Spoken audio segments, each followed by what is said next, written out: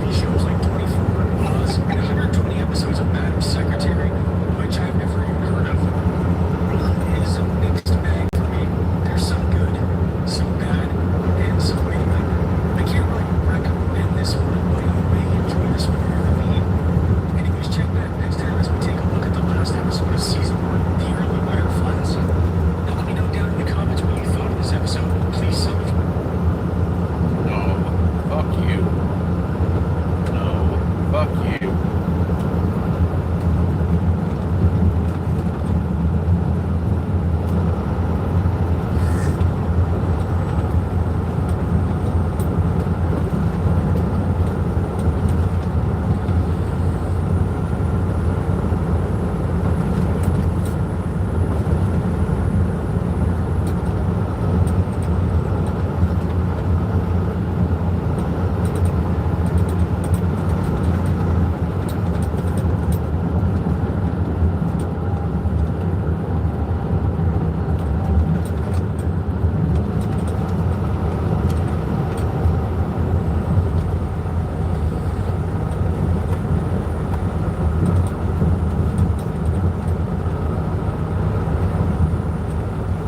My high beams aren't on, jackass. Go fuck yourself.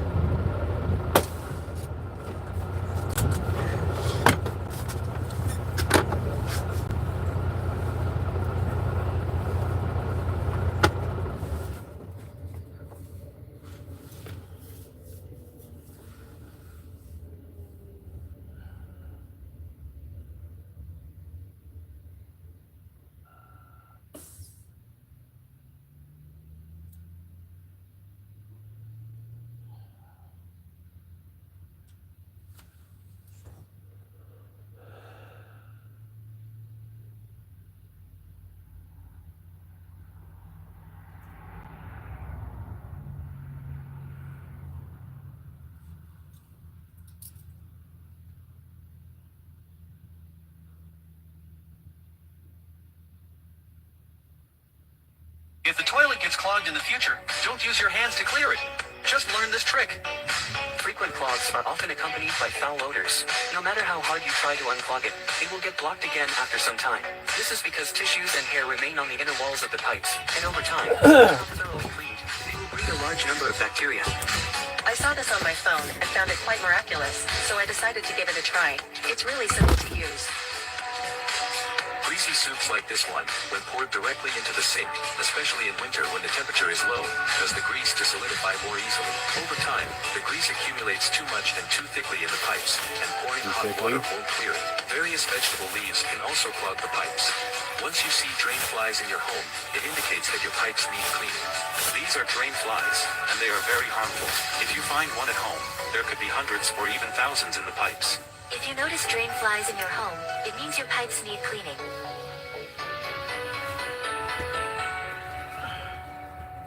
If redworms appear in your bathroom, you must pay attention. Your pipes might have become a breeding ground for larvae. It's recommended to solve the problem from the source by cleaning the pipes. This high-efficiency cleaning agent, with a sterilization rate of over 99.9%, can effectively unclog pipes, and the high temperature generated during the reaction can clean the bacteria and larvae eggs on the pipe walls. You can regularly pour it into the kitchen sink, bathroom drain, wash basin, and slow-draining toilets. It not only prevents clogs and odors, but also effectively blocks the reproduction of larvae eggs. It's truly useful and cost-effective. If your home's pipes haven't been cleaned for over 3 months, I highly recommend you try this pipe cleaning agent. Pour it into the drain and the toilet, and the dirt inside will be dissolved and unclogged, preventing blockages and odors. After using it, the entire bathroom will smell pleasant. You can also pour it into the kitchen sink and wash basin. It's so effective that even your mother-in-law will be relieved. It's truly useful and cost-effective. If centipedes appear in your pipes, you should be concerned. They breed from the leftover food in the pipes, which means your pipe walls might be covered with a large number of bacteria and larvae eggs. Therefore, it's important to regularly clean your pipes. I recommend trying this pipe cleaning agent. It not only effectively unclogs pipes, but the high temperature generated during the reaction can clean the bacteria and larvae eggs on the pipe walls. Regularly pour it into the kitchen sink, slow draining drains, wash basin, and bathroom toilet. It effectively prevents clogs and odors and blocks the reproduction of bugs. There's a promotion going on now, so give it a try. First, I am not just an ordinary cleaning agent. I am a multifunctional high-efficiency cleaning agent that combines a cleaning agent, insect repellent, and deodorizer. Second, I am gel-based, so I automatically sink to the inner walls of the pipes, dissolve debris, and unclog the pipes. Third, I can clean the bacteria and larvae eggs on the pipe walls, blocking the reproduction of larvae. Fourth, I am effective yet...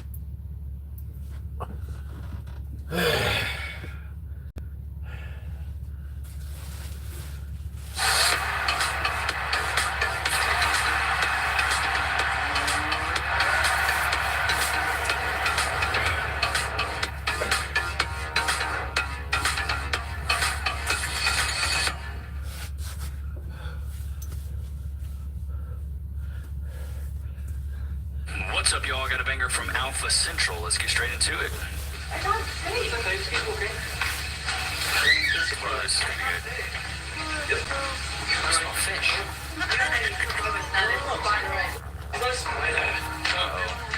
Oh, these are always good. We're like the other guys in the room as well. Sit down. Alright, this is gonna be great.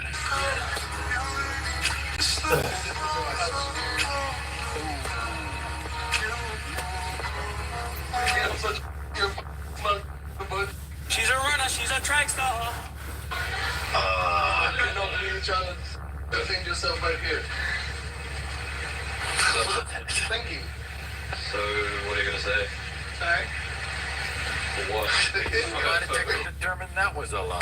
She's sorry, bro. She's sorry she got caught. So the world can see what kind of exists in this world. We're videotaping you right now. Dang, this is crazy. Bro, that's crazy work. But hey, good on them. Expose it. Expose it. Nope, you get no more child support. Because I'm cutting you off, bitch. Nope, that child goes with father. So I'm not gonna make him suffer. That child goes to the father. If the father doesn't want it, it goes to the state. You get no more children.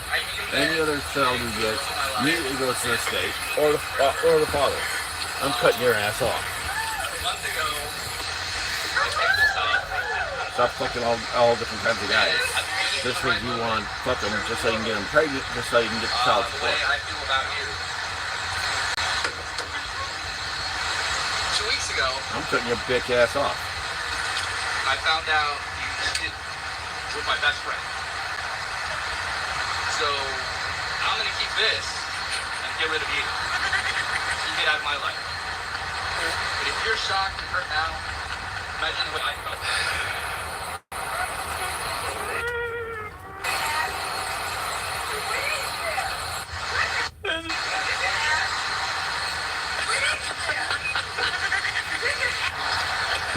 It's a humiliation ritual.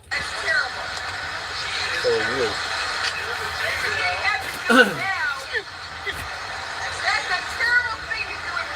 Of course, it's the one woman out there complaining. Hush. Gonna catch a cheetah.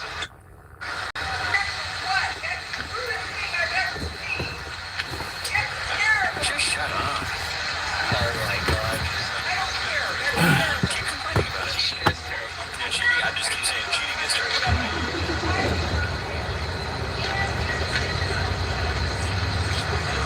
I'm gonna get drunk right now. Thank you for your time. Wow, this might be even savage. I'm gonna get drunk for like a week now. What a savage, bro. Good on him, though. Like boyfriend and girlfriend by chance? Yeah, Do you trust each other? 100%. What would you do if you cheated? Throw his stuff out of the balcony, I would burn it, I would destroy everything, his life. For this video, is it alright if you guys like swap phones to see if you guys have right? Okay. Swap phones then. Shaky thing. Who's your own car? Open the chat. I wonder. No. No.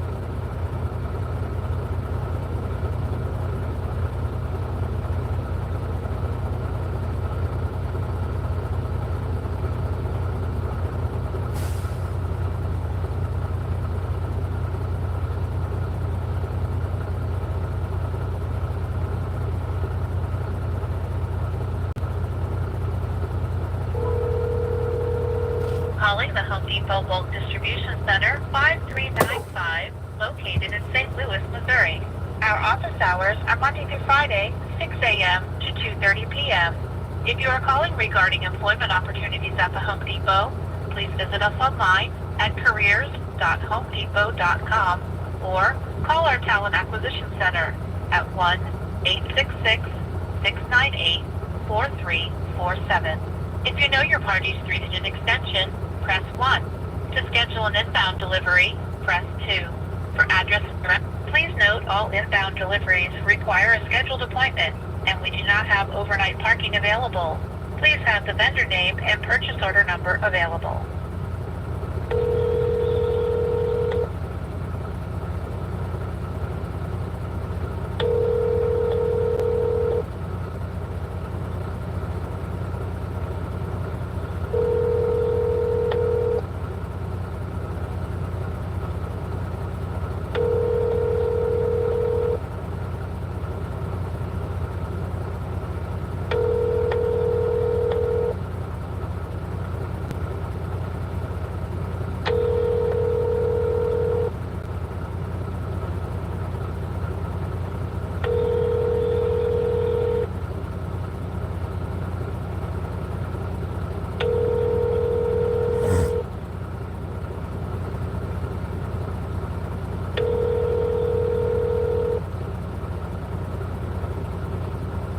Sorry.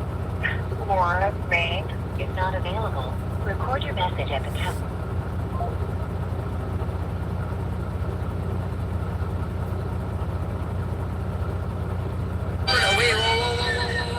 Give it back the phone, bro. Determined that was a lie. That's not your cousin, cuzzo.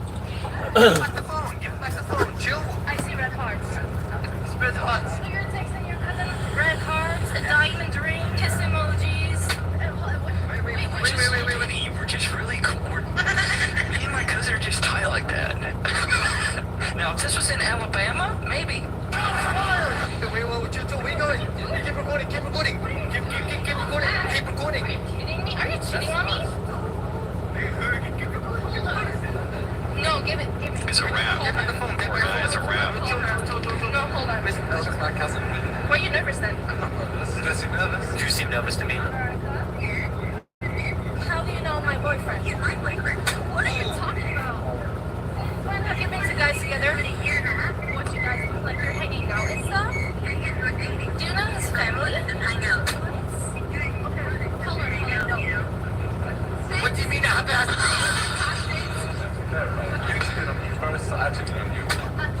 I didn't cheat though. He's a friend. You sent a friend? He's my best friend though. Like, Send your best I friend didn't you. want I don't know him. to him, like to send them to you after. Because I just wanted to check their shit there. Wait, so you both cheating on each other? No though. I saw your phone. I thought maybe I'll just look through it. So I don't know. That's no problem. Take that. Give me mine. Give me that. Give me mine. Here's the thing, bro. If your girl won't let you grab her phone anytime, she's a runner. She's a runner. She's a track star. She's not yours. It's just your 10, buddy.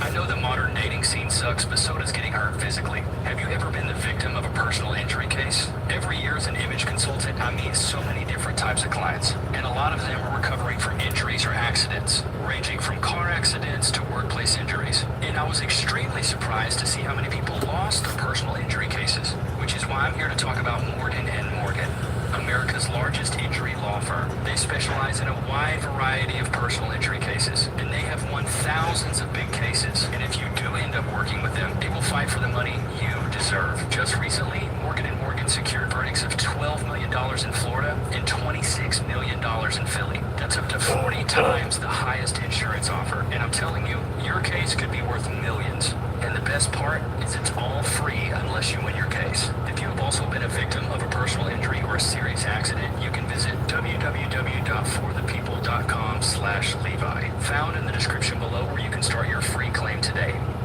With LegalZoom, launching, running, and growing your business is easier than blocking a shop. Blocking shops, that's my business. But bringing ideas to life, that's LegalZoom's business. LegalZoom, kickstart your LLC today.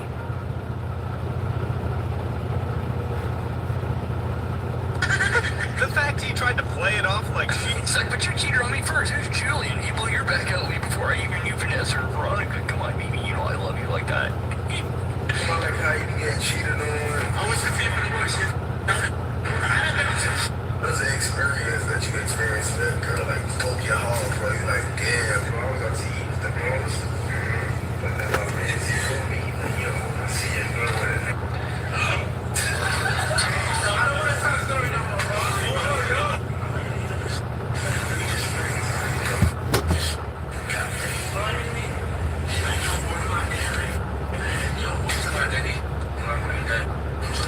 Hey, at least he found out from a true home. Like, on my dead grandmother.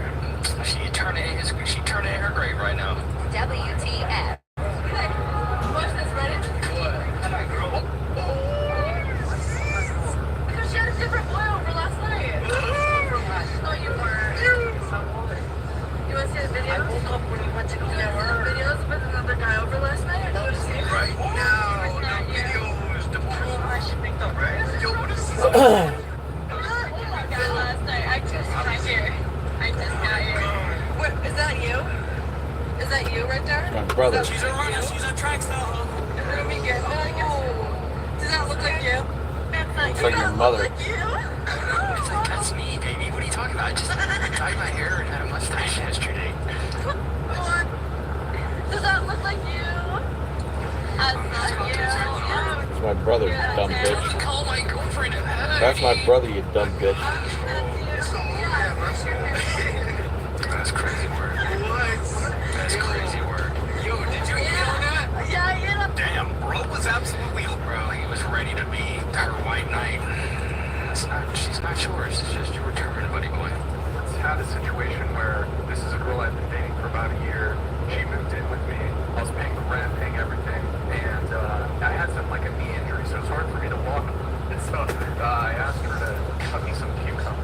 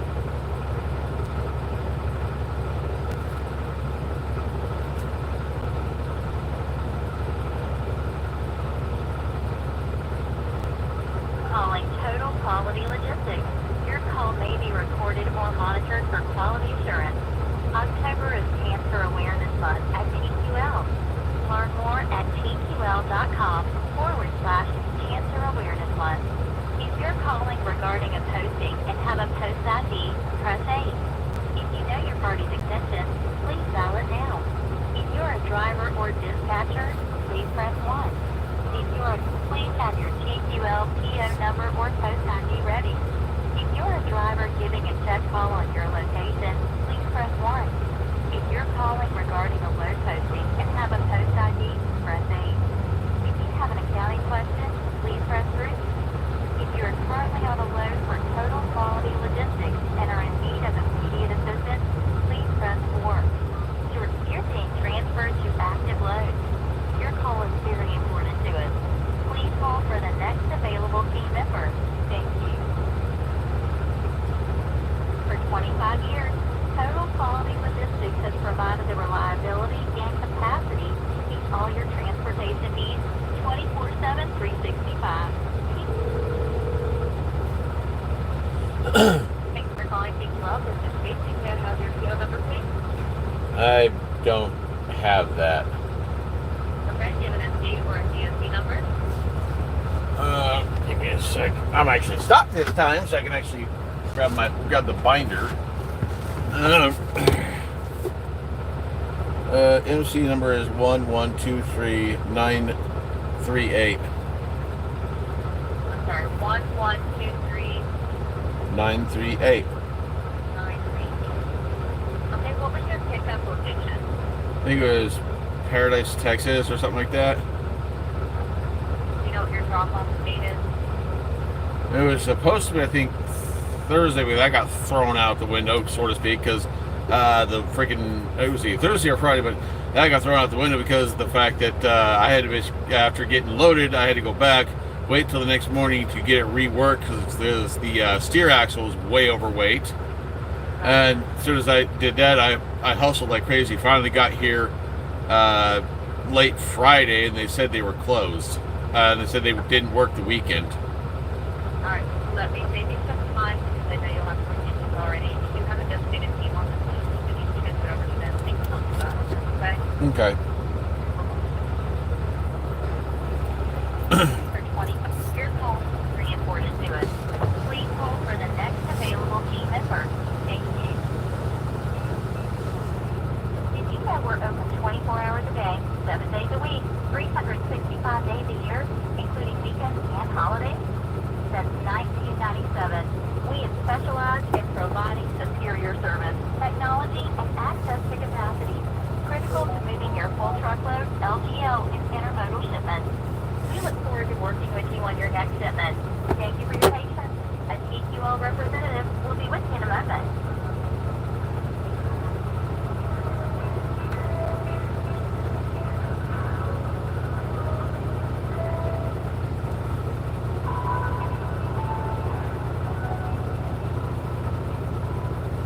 Did you know our Moves That Matter program is the only of its kind in the logistics industry?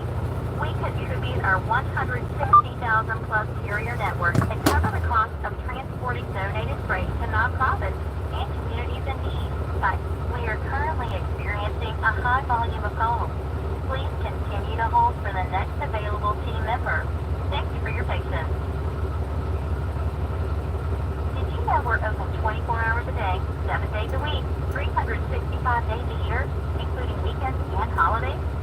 Since 1997, we have specialized in providing superior service, technology, and access to capacity, critical to moving your full truckload, LTL, and intermodal shipments. We look forward to working with you on your next shipment. Thank you for your patience. A TQL representative will be with you in a moment.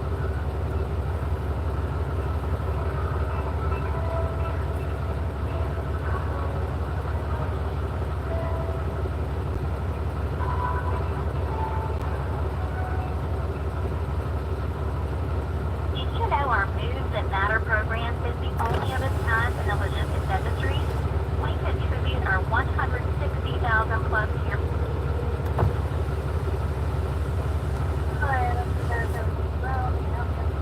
Hey, this is Tay. I work for Mitus.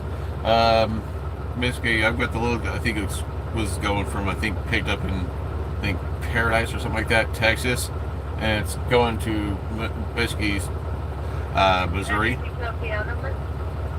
The company never gave me that. Alright, what do you need? I'm basically over here now. Hopefully they'll get me offloaded, but apparently I need to do a pickup, pickup time or whatever to get offloaded if they decide to say no. Okay, what's your MC number? 1123938.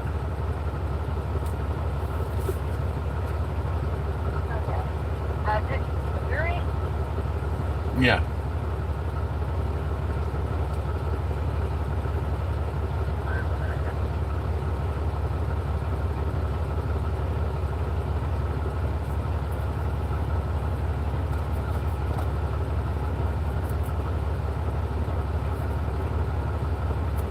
Okay,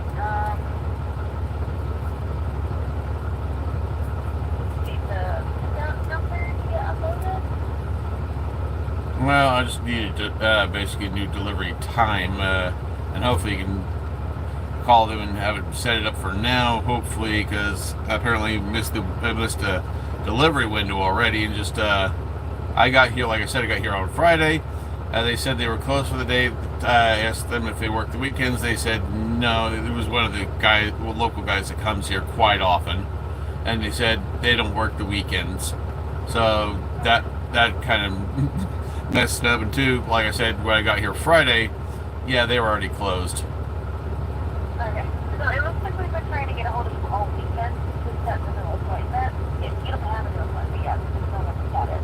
But we were able to get a hold of somebody. Yeah, let me guess, not even the company I work for? No, we were not able to get a hold of anybody. We were calling all day yesterday. That's funny. That's funny. My phone never actually rang once. I don't know what's going on. Phone number is, well, you might have, do you have like a spam block on your phone? No. That's weird. I don't know. Well, we also think you text messages. Did you do those? I didn't. What phone number are you calling from? From my home phone. From my own phone. Yeah, I mean, like, what's the last four digits of your phone number that you're calling from? I never memorized that one. You're calling in from a different phone number than what we have in the load. So, I don't know what phone number you're calling from. Hold on, give me 1 second. Let me try and look for that freaking number. The last four digits is 0592. That's the phone number you're calling from right now? Yeah. It's 385-377-0592. Well, because on my phone right now, it's showing you calling in on a 1064 number. That's weird. That's not my number. I'm gonna write down this number real quick.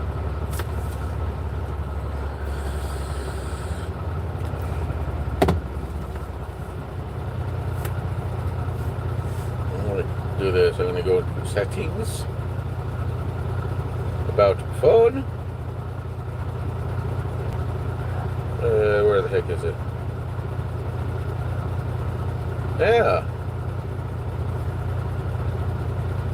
Yeah, the phone number that we have in the load is K at 0592, and if that's the phone number you're calling in on right now, it's coming in as the last four digits being 1064. As for the delivery time on this one, I don't know how you guys got that one all goofed up because that's not my number.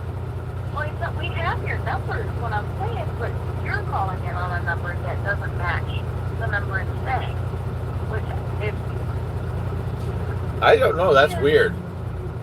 sometimes the show takes up on a wire somewhere. Let's see. We got your thing Friday that you were unable to get uploaded. We sent a email to the customer about getting you unloaded Saturday.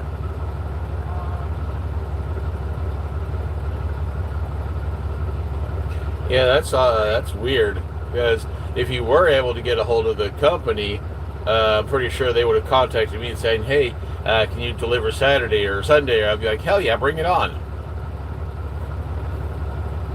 looks like we were just trying to see if you ever got work again. I don't know if we had No, when I got here Friday, they were gone for the day. Yeah, it looks like we were thinking that you were going to stay there to try and get work done, but they're pretty open. I was told they don't work the weekends. No clue. I will call your broker. I'm going to get some of those weird phone numbers that you're coming in as, whether that's your number or not. That's what it's showing up on my phone. Well, You're calling it on.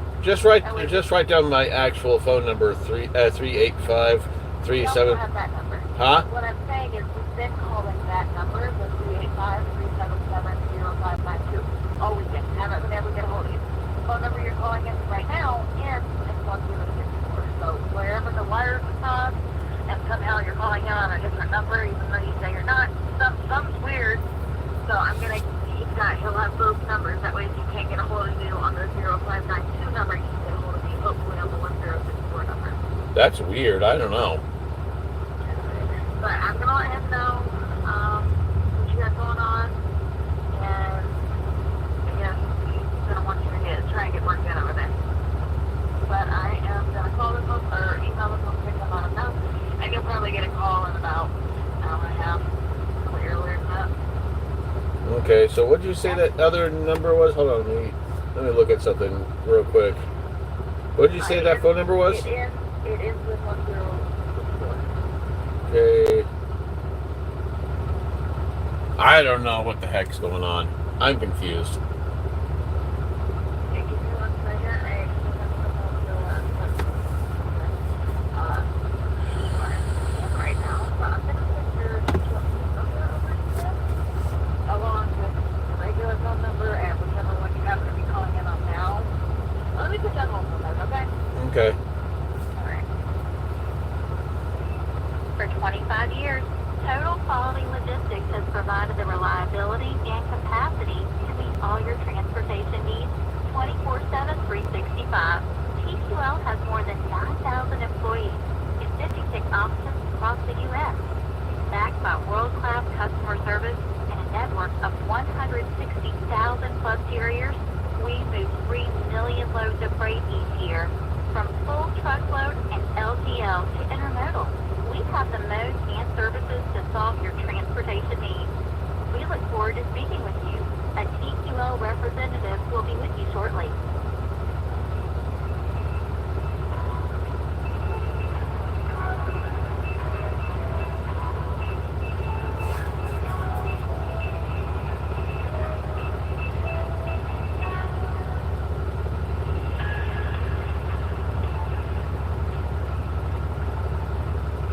Did you know our Moves That Matter program is the only of its kind in the logistics industry? We contribute our 160,000 plus carrier network and cover the cost of transporting donated freight to nonprofits and communities in need. To see if you have a load that qualifies, go to tql.com/Moves That Matter to learn more.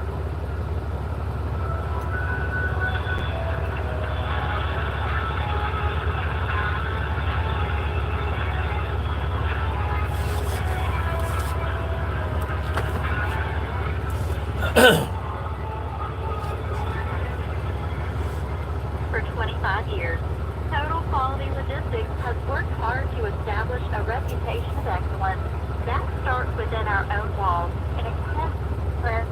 I'm one of them that answers the trips here, but you also feel like to take this.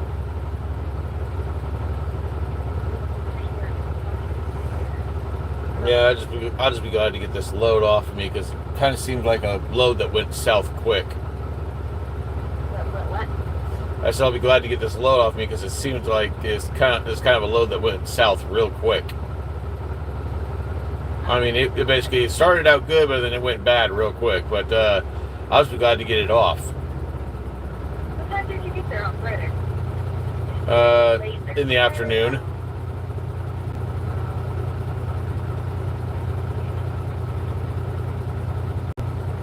But like I said, they were all closed up and gone for the day.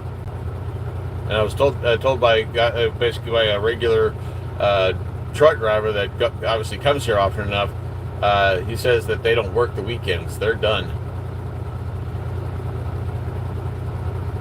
I'm just going off what the truck driver told me, and I mean, I'm not going to sit here and call him a freaking liar, especially if he comes here often enough.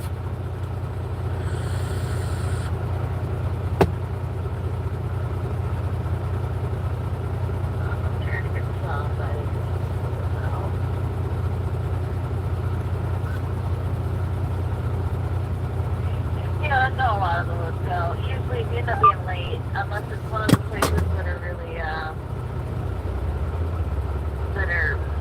that don't really care. If you're late, it kind of screws the whole thing up. Some people end up sending the low for a week afterwards because it's late. Exactly. I know that if you, like, call in at least 24 hours in advance, probably, I don't know, a few 10 hours in advance, and say, hey, I have to do this, I'm going to be late. We have time to get an email with it to change your appointment and everything, but... Yeah, I didn't have their number. Actually, it was on the thing, but I didn't think to call it, so oops.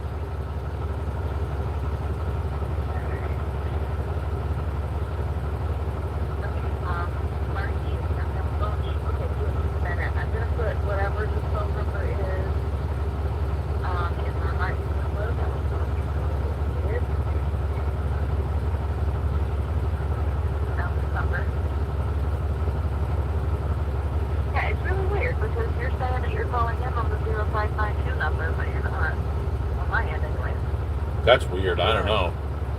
Maybe your system's acting buggy. I don't know. Because I know what number I've got. I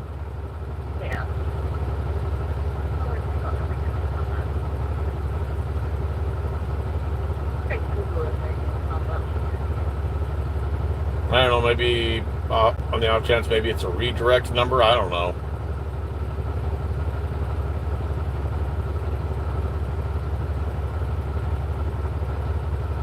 I mean, I'm just guessing.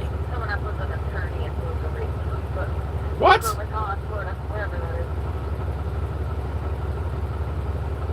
I wish I was an attorney. But then again, in the same sense, no, I don't, because there's a lot of lawyers that have to deal with a lot of crap that normal person wouldn't have to. So, on the same sense, no, I don't. But in the same sense, I would, because they get paid some damn good money. Yeah, but you gotta think about it. I struggle with this often area. More money versus an excuser. Not in my opinion. Like weird hours, but then insane stuff, like double pay or triple pay or whatever. That I can pay my bills when I make regular. I don't need, a $3,000 paycheck weekend night, so not for all that extra gross work. Like I said, I don't want to deal with all the additional BS. I'm good. Yeah, I want to be good. And then on top of that, if you're a really, really good attorney, some people are going to end up hating you, maybe even basically depending on the person, whoever. Somebody might want you dead. So, I'm good. I'll pass.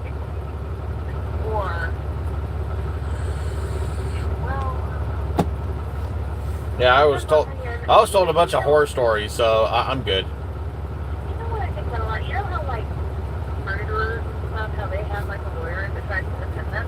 And 9 times out of 10, that lawyer knows that person did it. Like, how are you going to defend someone when you really did it, right? Yeah, like I said, that's getting into areas that I don't think I want to get into. I don't get it. Like, if I was a lawyer and some guy first me was like, yeah, I went to jail because I murdered somebody. I did it, but I didn't even keep me out of jail. I'd be like, no. No, yeah, if basically the person actually did it, I'd be like, yeah, how about you go represent yourself? Because I'm not going to. Or find another attorney that will, because I'm not going to. I mean, there's plenty that will, but I'm not going to. And the fact that there are so many that aren't really, I mean, I'm sure it pays well. If they win, I guess. Maybe. I don't know, but I feel like that's pretty rare. That's good. They win, actually. I mean, most of the time when you hear arrested for murder, it's or basically they're trying to represent somebody that raped somebody or whatever. It's like, yeah, no, I'm good. I'll go defend somebody that actually needs it, somebody that actually is actually innocent, or basically somebody who that needs it because of some kind of case where they were wronged in a hospital or whatever. I'll represent them, but when it comes to murderers, rapists, and all that kind of crap, no, I'm good. Yeah, you did it. You deserve whatever's coming to you. But, you remember that lady who was McDonald's and she was coffee on herself? I was showed that case when I was 14, and then ninth grade, I think. And everyone was thinking about her because how dare she do that? She burned herself, but it turns out the hot coffee was so hot that it gave her third-degree burns in all of her very sensitive private areas, and then it was in her life. Yeah, really? Pour coffee on yourself? It's supposed to go in your mouth, not on you. Yeah, but she had been holding it in her lap and they saw through the drive to pick up the coffee. And Has she not heard of something called a cup holder? all I'm saying is McDonald's was still in the wrong. For some reason, their coffee was 103 degrees. Yeah, isn't it supposed to be the normal hotness, like maybe like around 110 or whatever the hell it is? Yeah, but apparently it was so bad she had like 3 constructive surgery. And she wasn't trying to sue them for like an extra amount of money. She was just trying to sue them for her house bills, and they gave her like $8. And I would have countered and said, no, you're paying the medical bills. What is 800 going to get you a single stitch? Yeah. It's like, bitch, please, no, pay my medical bills. I'm pretty sure she did eventually, but I can't remember. Yeah, I don't know about some people. Some people are just freaking sue happy. Oh yeah, for sure. But I definitely feel like in her case, she's thrilled whatever she got money-wise to pay for the reconstructive surgery, especially on the just to make it to where she could get rid of the medicine, right? Not hurt herself and stuff. She was an older lady. She burnt herself in her Ow! Yes. Ow, that's gotta hurt. Like I said, third-degree burns that like melted everything together down there. Oh, you can imagine with her and her husband. It's like her husband wants to have a little fun, and her answer is nope, Right. third-degree burns, nope, not happening. I'm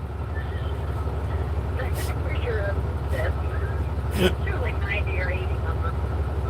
Oh, then she's done.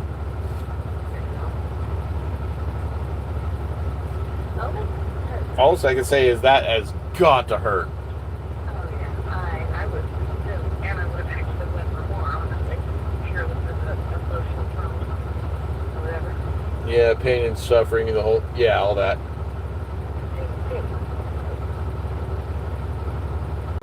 Well, I have your number written down in here. If you want to just wait, one of them will call you back. All right, thank you. You're welcome. All right, bye.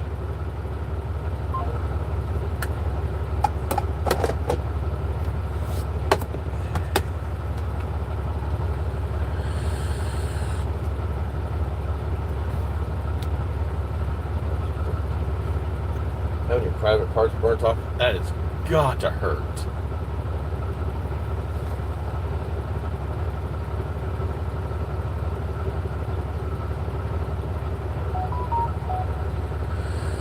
Or anything, like you're my boyfriend, I'll like help you. You just had a surgery or anything like that. She had the feminist mind virus in her head. Yeah. And she I could tell she kind of wanted to do it, but then the programming kind of like, whoa, she glitched out.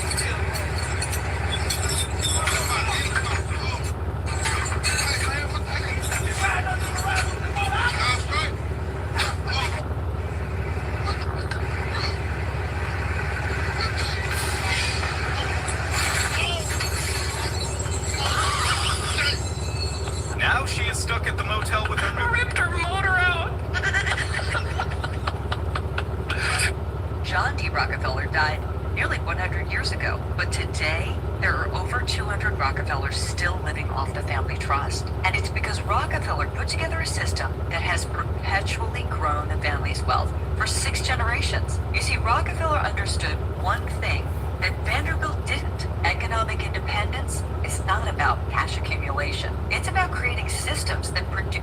What is this? What we got going on here? What the...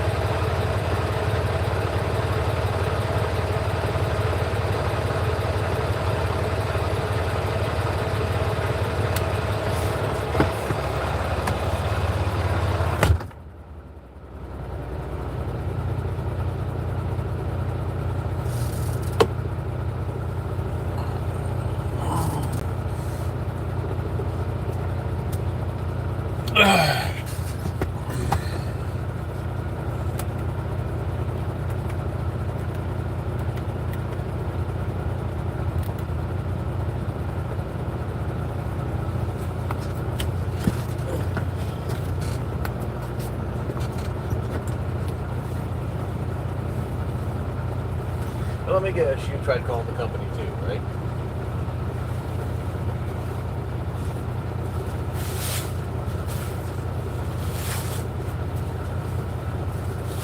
Well, I was told they don't work on the weekends. No one's called me on that phone all day weekend. No one's called me, texted me, nothing. Oh, yeah, exactly. That's weird. So I had the phone with me, and no one called. Never rang once. Never got a text message. Nothing.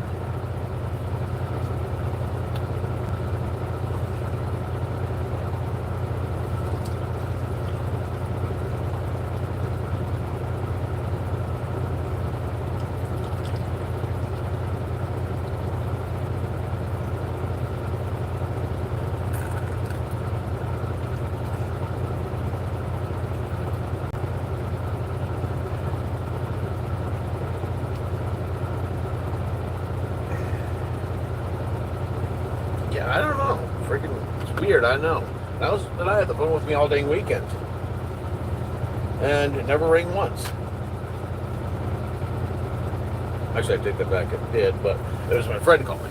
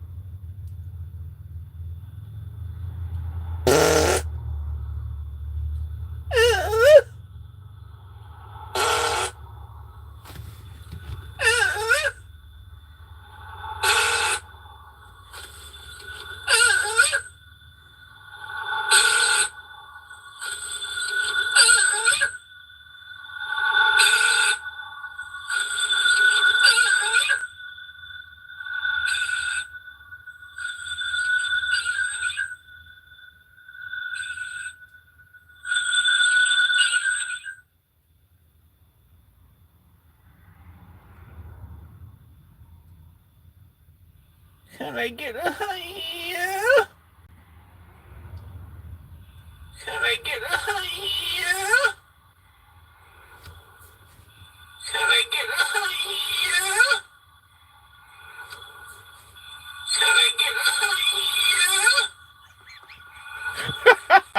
Can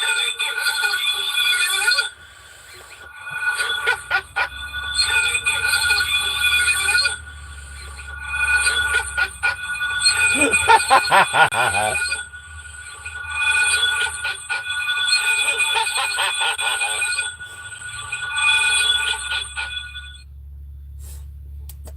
Audio feedback, wow.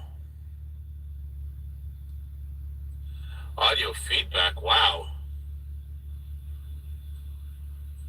Audio feedback, wow. Audio feedback, wow. Can I get out here? Audio feedback, wow. Can I get out here? Audio feedback, wow.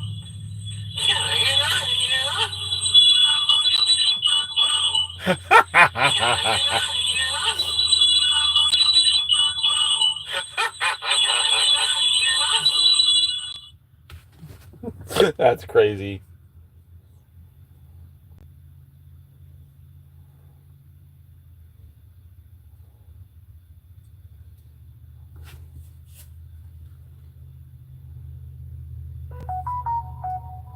The room. Google Local Services Ads makes it easier for customers in your local.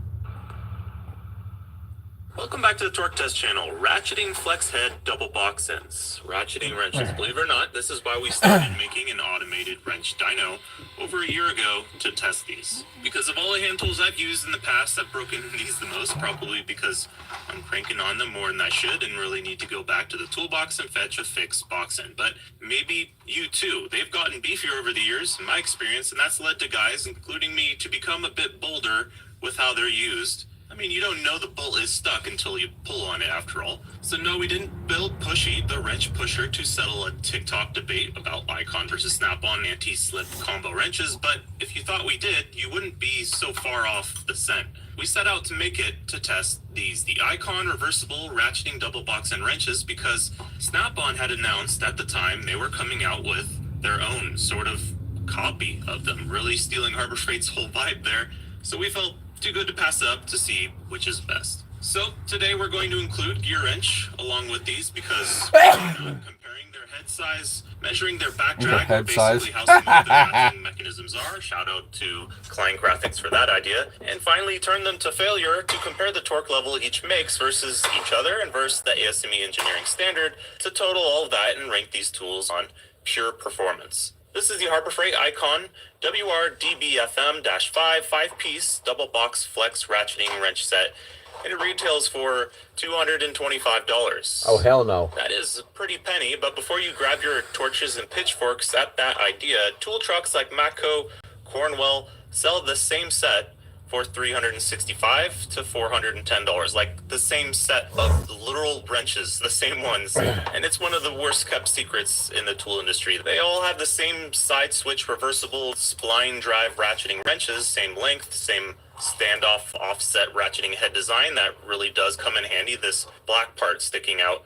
It sort of puts the swinging arm of the ratchet out of plane with the fastener you're wrenching on, and a lot of times that makes for more access. And they share all of these similarities because they're all made by Cabo in Taiwan, a wrench manufacturer who has a patent for this standoff head and reversing switch, so everybody buys from them, and it's no big secret anymore. They're popular because they're useful. I've always personally known them as mountain wrenches, which is where I first saw them years ago, and at about $180 it is cheaper still from Mountain, and even brands like K-Tool carry them today, which I think is the lowest price you can find them that we know of, about $150 to $160. Snap-on, they just had to be different though. Don't want to buy from Cabo like everyone else. They spent years in the planning to make their own ratcheting flex head double box end with standoff drive head, but a dual pawl 80-tooth design and 12-point, which I prefer but don't really have any data to back that up to date. Oh, and it is $580 a set. Oh, sorry, that's the non-reversible new set, like these. And this is the new reversible set, $800. I mean, Snap-on, guys, that's a lot of Kool-Aid. I mean, wow. Damn, but maybe they're really good, and maybe it's a good thing these have been continually out of stock, off and on for months. For the channel's pocketbook, at least, we've only, after many inquiries to our dealer, been able to get our hands on singles when we were looking at these of sizes that we're testing today. So let's hop right into that without further ado, and let's serve up some provisions to Pushy. We're curious if wrenches these days, you can refund them in places as much as a box end. Well, first is Icon, their 13 by 15 millimeter wrench, starting out the 13 millimeter size. As usual, we're going to be comparing against the Engineer's ASME standard here for the box end, which is 115 newton meters on this wrench. And that will represent 100% of the target spec. After moving the camera into a little bit safer position, we see 169.5 Newton meter. That's good enough for 140% of the ASME spec. For a box end, I'd say that's looking pretty good. A rough rule of thumb we've been using is retail hardware store brands. We have on good authority they require 100% and up these days. Prosumer brands, they require 140% plus of ASME standard. In tool truck, professional, industrial, that's 150 to 175% plus as the baseline of what they're targeting for their tools. This falls well into that 140% range. Even for a box end with higher proof torque requirements, that's not shabby. To find out, we're going to include one of the traditional names in that prosumer middle category, gear wrench. These 13 by 15 and 17 by 19 wrenches, which I probably use the most, are from their latest $160 86830 ratcheting flex head double box end set with the filled in color numbers, which is a nice touch. These sticky labels though, not so much. I'm baffled at who thinks this is necessary. It comes in a bag, just label that, or if it needs to hang in a store, put on a hang tag. But surprised to find those labels also do say made in China, used to associating gear wrench with Taiwan. But as with most Apex tool brand stuff these days, that might be a non-surefire assumption. These are 90 tooth and they don't make a reversible set of these, so we're curious if the flip over to reverse type wrenches like these have an obvious torque strength advantage, or if reversible has caught up these days. One thing's for sure, they do look at the heads are a bit chunky. Each of the heads are larger on the gear wrench than both the reversible Icon, Snap-on, and Snap-on non-reversible. We'll put the dimensions on screen here. The Icon is a little bit larger than the Snap-on, though some of that is the reversing switch. One of the reasons I've mostly avoided this design is I've had buddies complain about this side-to-side switch getting pressed when turning these, flipping directions accidentally, and even in measuring these, I find that to be sometimes true. And this is the first stop for these tools on the leaderboard here. The sizes of their heads, minus the hex size across the points to not include the bit that has to fit a bolt, just their chunkiness is total versus the average head size so far. Hopefully that makes sense to you. That's 2% under average for Icon, a full 11% over for gear wrench, and 9% under for Snap-on. As we include more models, the average will change. That makes for +4 and +18 points for those under, and -22 points for the set that's over average here. Let's see how the gear wrench 13mm does.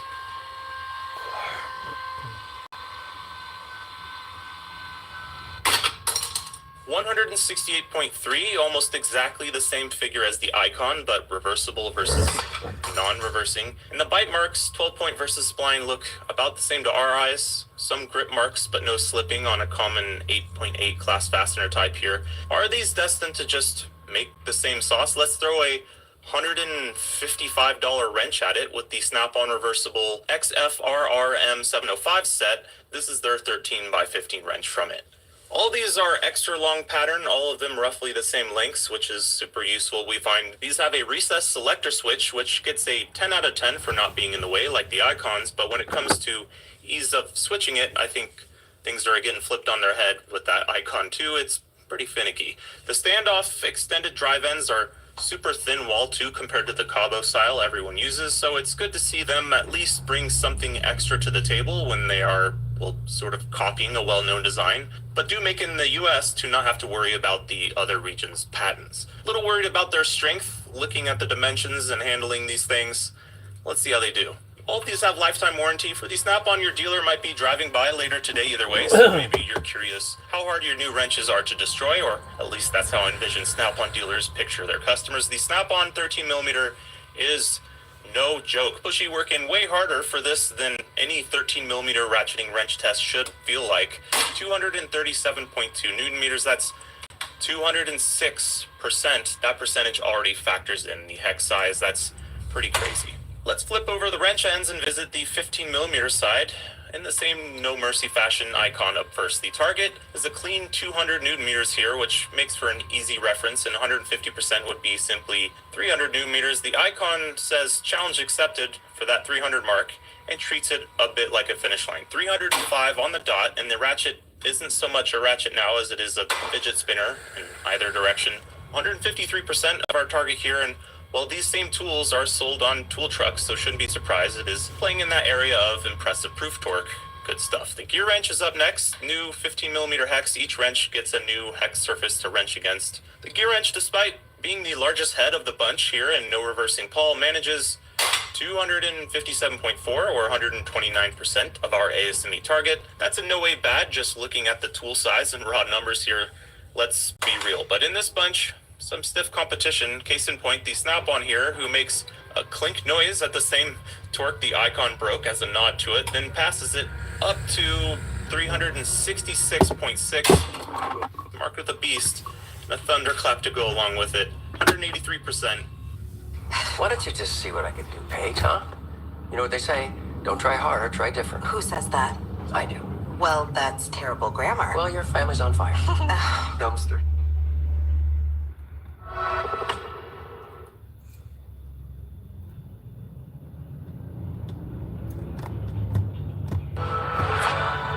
YouTube TV is your ultimate game day companion this fall. Get 100 plus live channels and game day features.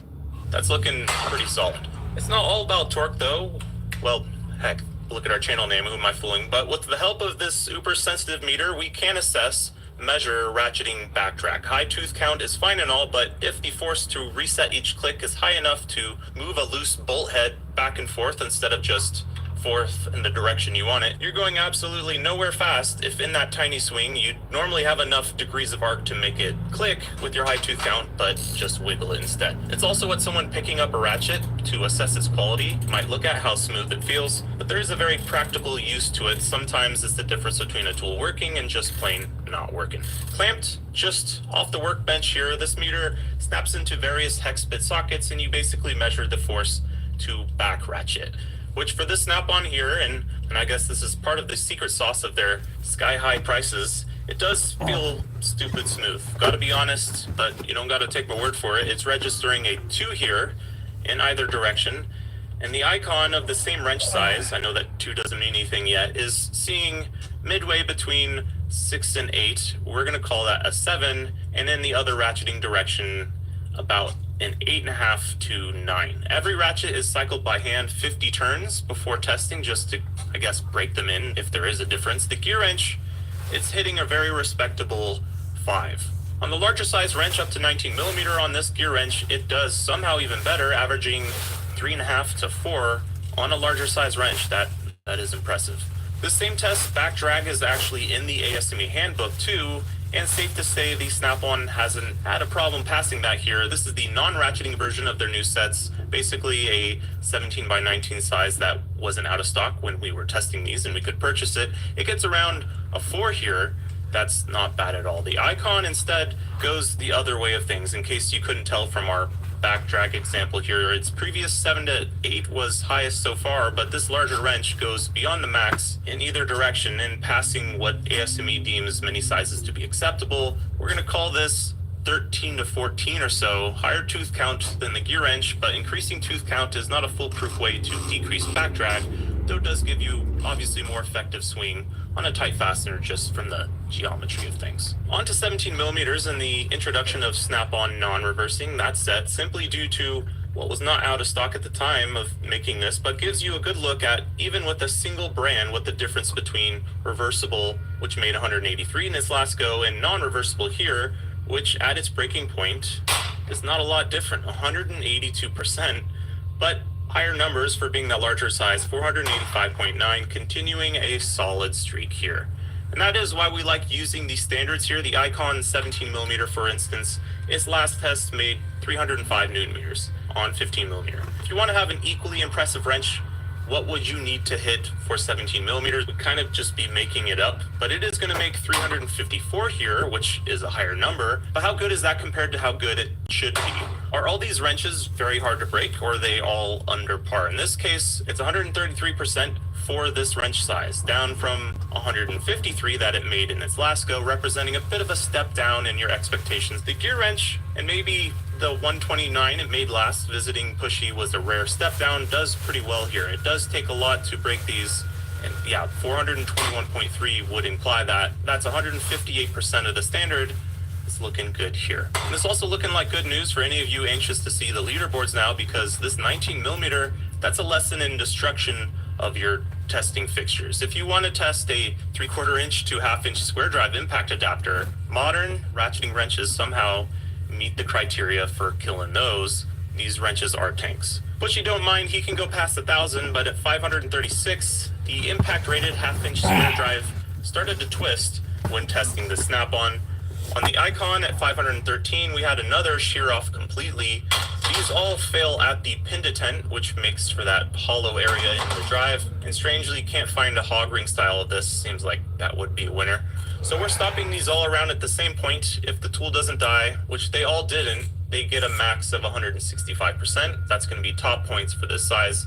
Easy way to get around this would be to use a 3/4 inch drive socket and put the hex inside one of those sockets. But I mean, if you need 3/4 inch drive to survive these wrenches, I'd say just give them their prize already. These are all going to get 165 points. We'd consider leaving off 19 millimeters in the future, or maybe we want to see if others die at a lower level. It's up to you guys, let us know. Let's total our findings. Their average back drag across the same sizes of wrench are here, and they are dinged for that in the form of negative 41 points for the notchiest of them up here, negative 18 points, and just negative 12 points here for the smoothest. 0 would probably be impossible, but lower the penalty, the better. Then for the percentages over the standard that we haven't filled in here, it is simple math. Really few poor showings today. We did choose some examples across the price range we thought might compare well. This all totals 561, 558, and yeah, 742. Icon putting out a solid second place, and we're not the Snap-on channel. Pushy just pushes and we just point cameras at it, but yeah, Snap-on up top here. In case you want to weight head size and backtrack differently or ignore those factors altogether, just for pure durability, you get 736 totaled here, 598 for Icon, and also again 598 for gear wrench. These seem pretty well matched in resisting stupidity. $800 though. Maybe work pays for these where you work, or maybe you have finer taste than I do. I was expecting to see some worse numbers put up by the Icon today, so hard to ignore these when discussing the topic with my wallet. The Harbor Freight nearest my work asks for the entire set when I try to warranty one piece out of Icon sets in my experience, though it may depend on your local manager and if they're with it. I mean, what happens if I lose a piece I can't warranty any of the others? Only mentioning this so it might help speed up the process of putting it on Harbor Freight's radar to train all their stores equally on how to treat individuals from a set. Otherwise, for these, I mean, buy them wherever you find them cheapest if you want, or if you have a good relationship with your tool truck dealer, buy from that brand. It is more wrench than I was expecting to see. Shows what I know. If you only accept the best and want to make it rain, heck, as far as copycat tools go, they usually go the other direction. These seem to be up to the task. Appreciate you joining us for this one. We make episodes every Friday. If you want to be shown this sometimes, click the button. Otherwise, maybe we'll see you around. Thanks for watching.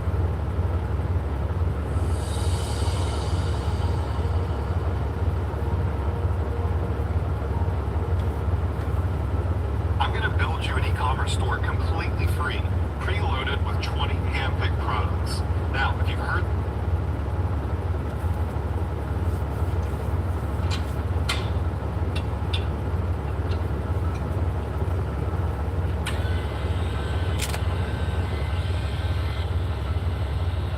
Let me introduce to you Pushy. He has an unquenchable appetite, and his only diet is wrenches, as fast as you can feed them.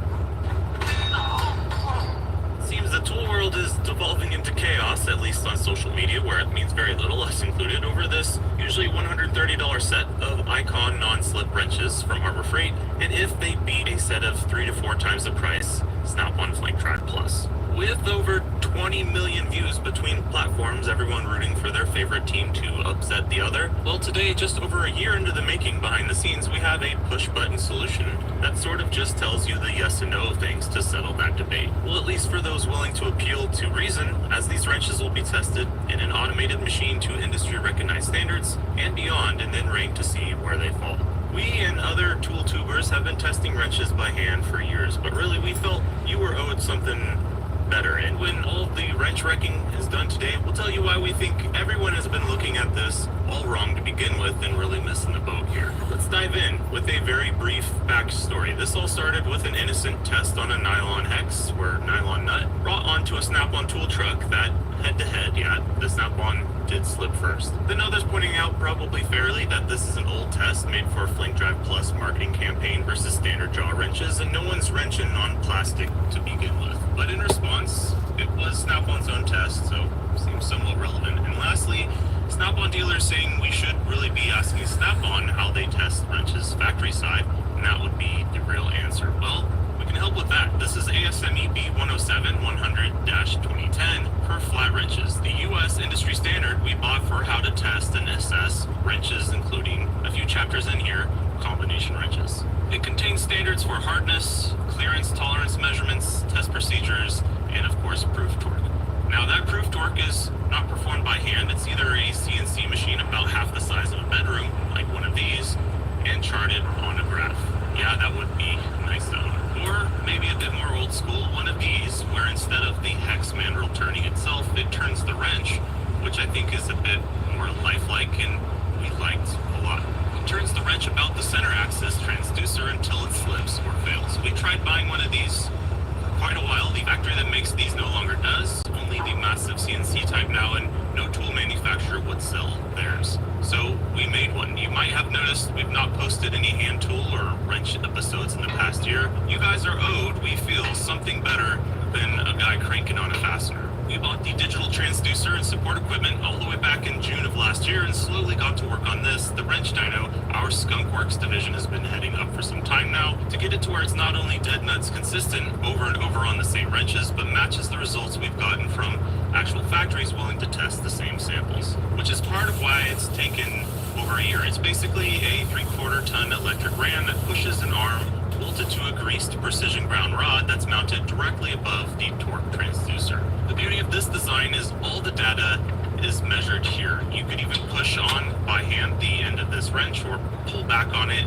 Wouldn't make a difference, doesn't affect anything. Everything's measured at the hex. Enough to make any combination wrench here and other stuff we'd like to work on slip or break in half if they're willing to resist that much, up to 1,000 foot-pounds, 1355 newton meters in force if you let it. And that's displayed up here in reverse torque figures.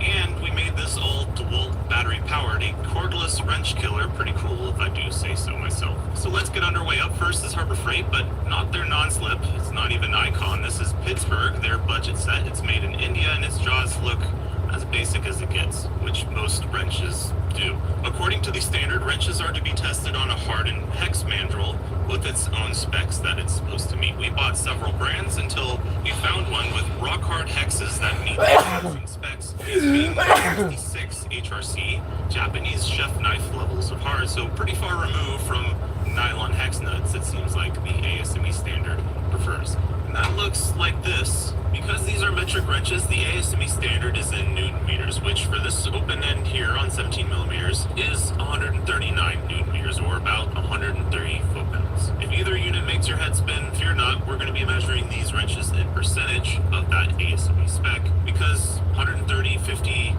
25 foot-pounds or newton meters might not mean anything for you on a specific wrench like it doesn't to me. The Pittsburgh makes 181.8 here, which is 131% using the testing process to the letter of the standard. Now, is that good? Well, we have it on multiple sources of authority. People would traditionally say, as a rule of thumb, that retail places like Home Depot, Harbor Freight traditionally target 100% of ASME proof torque or above. Prosumer brands, maybe stuff like Wrench, Capri, whatever else you want to group in there, 140% of ASME, not to say that they might not exceed that, but as a minimum target. Then tool trucks and professional industrial, your Matco's, Max Snap-ons, Wright, Proto, some European brands like Hazit, Beta maybe, they would all target a minimum of something closer to 150 to 175% of ASME. Again, doesn't guarantee they are better or that other brands wanting to take their business aren't instead using that higher standard to take their sales. So the Pittsburgh, it's not quite up there, but also no Icon according even to the store it sold, Harbor Freight. This is where we start to depart from ASME or even DIN metric spec, because this is kind of lame by itself in a vacuum. Who's working on hardware that's both hard as nails, and a perfect hex to the 100th of a millimeter. And if you did, it probably wouldn't matter which wrench you were reaching for. And also, infinitely wide surfaces to grab on, for that matter. We'll touch on that a bit later. This is where the versatility of our wrench dyno comes into play, and where all the... Alright, let's see how well you know your credit game. So you use Self, an app where you can report your on-time rent payment for free. Touch on that a bit later. This is where the versatility of our wrench dyno comes into play, and where all this hex stock we purchased does as well. We bought both hex made to a similar hardness and yield strength as class 8.8 hardware. The most common bolts and nuts you'll find on a vehicle, basically close to grade 5, and through hardened hex stock made to class 10.9 bolts and nuts, similar to US grade 8 that you might see on head bolts and other critical hardware, some suspension pieces here and there. So harder than a nylon plastic nut, but softer than this rock hard hex. You know, like the nuts and bolts these are usually used on. And so with these, like this, what we're calling class 8.8 hex with new 15mm wrench from Pittsburgh here, you'd have a hard time getting above 100% ASME proof torque, which is 104 Newton meters by the book here. The better the wrench's grip, the tighter their tolerances, the more torque you're going to get before these slip. That makes for just 66% of the standard 68.8 Newton meters. Not great when you're not on a perfect hex in a lab setting. Well, I guess we'll see coming up against the others. And part of the reason for that is the first thing we're scoring here, each of these wrenches on clearance. How much over their nominal size the wrenches are. For 15, 16, 17, 19mm wrenches we're using today, the Pittsburgh comes in at an average of 0.28mm over, so like 17.28 instead of a 17mm wrench. This is done on a glass surface, so the caliper is perpendicular and measuring at the same spot on each wrench. The Harbor Freight Icon wrenches, on the other hand, range from 0.09 to 0.16 over nominal for an average of 0.14mm over. Snap-on shaves a little bit of that across all the new wrenches we purchased to 0.11mm. So it seems like it might be a little bit tighter of a tolerance range they afforded, but also look at the price per piece and per set here for almost $500. It damn well better be. Let's test some wrenches coming to the meat and potatoes of the matter. Both the Snap-on and Icon use anti-slip designs. Plate Drive Plus, existing first, and for a while now, has a more subtle design. Icon looking more dramatic, more teeth, deeper cuts, and a V cutout in the jaw. We've both discussed and tested why it's practically, from a physics standpoint, useless. Nothing's coming under tension when the other side is seeing compression forces. It's basically to make it look more dramatic and fancy, and hey, I think it does do that. Starting with the 15mm wrench that Pittsburgh had quite a bit of trouble with, on class 8.8 hardware, the Harbor Freight Icon is able to do this. Each wrench is loaded into pushy in the same direction for every test. 121.8 Newton meters, that's 117% of the ASME spec. Using class 8.8 grade 5 like hardware, that's not shabby, exceeding the standard with that hex and near doubling its cousin, the Pittsburgh. I think you know where we're going with this. Snap-on Plate Drive Plus up next in the same 15mm stock. Each bit socket or hex stock is replaced or flipped upside down to the other end for each brand. There's no doubt that this wrench, any wrench, is going to turn over the corners on this class of hardware. Just some make it further before slipping. The Snap-on makes it to 122.9, 118%, just barely able to say it best that the Icon and the jaws don't appear to be spreading. They sort of dig and then eventually do round. As part of our verification testing, we bought a second new 15mm Snap-on wrench, and that one, it made it to 122.8 instead of 122.9. New hardware, new wrench, pretty happy with those results. So totaling things on the leaderboard, that's 117, 118, and 66% here for the Pittsburgh, which will start them out with 117, 118, and 66 points. You can find our leaderboards that we add to weekly like this one in a link below. Alright, on class 10.9 hardware, similar to grade 8, since these are non-slip wrenches, we're going head to head here, and we can take this out of the ranking data in future episodes if we like, but we're going to start with 5/8 hex with a 16mm wrench because people do it, I do it, they're almost the same, but it is a little undersized. 15.875mm, no hardware stays perfect, and this is a consistent way to give these non-slipping wrenches a taste of reality outside of a lab. Because it's a harder fastener material, the Pittsburgh stepped things up to 75% of ASME, and the jaws spread from it didn't seem to like the slightly smaller than perfect size, or it's made too soft as a wrench in general and just prone to spread. The Icon, on the other hand, it does do well on this grade 8, slightly smaller than its ideal wrenching size. There are points where it's building torque slowly, and then the torque number pauses, and this is a sign of it slipping, and then it engages again. It does this up to 172 newton meters, or 139% of the standard. I'll take it. Let's see what the Flank Drive Plus can do with the same scenario. The Snap-on, and this is probably something you'd feel pushing it yourself on something soft or undersized or otherwise imperfect, doesn't have much of a stutter step here. It builds torque slowly in a consistent ramp, meaning no dead spots of just pure slip. Not that it isn't slipping at all, but every inch it is turning is more fastener torque applied along with it. 193 newton meters is 156% of the standard. That's good stuff, I think. Alright, and last up, for Class 10.9 type hardware, we have good old-fashioned 19mm on 19mm. That's just what these wrenches want to see. Well, hardened hex mandrel coming up, but this they enjoyed as well. Even the Pittsburgh here getting in on the action on something not even to the hardware hardness standard. They are passable. They would be allowed out of the factory. Bushy had his work cut out for him on 19mm as we're passing the 100s and 200s here and into the 300s finally. Icon moving up into that professional industrial / tool truck end of percentages here. It seems like that was the target for the brand and more than just marketing. 313.4 newton meters, 168% of the standard. I'm not sure many of us are putting 230 foot-pounds in a 19 or 3/4 inch wrench on a daily or anything, but it is representative of how well some of the other similar sizes might do for you versus other wrenches. And wrench extenders are becoming a more popular thing. Good thing for that lifetime warranty, because this Snap-on will have you using your favorite jack handle extension in a hurry, making numbers like 190% of the standard. That's just crazy.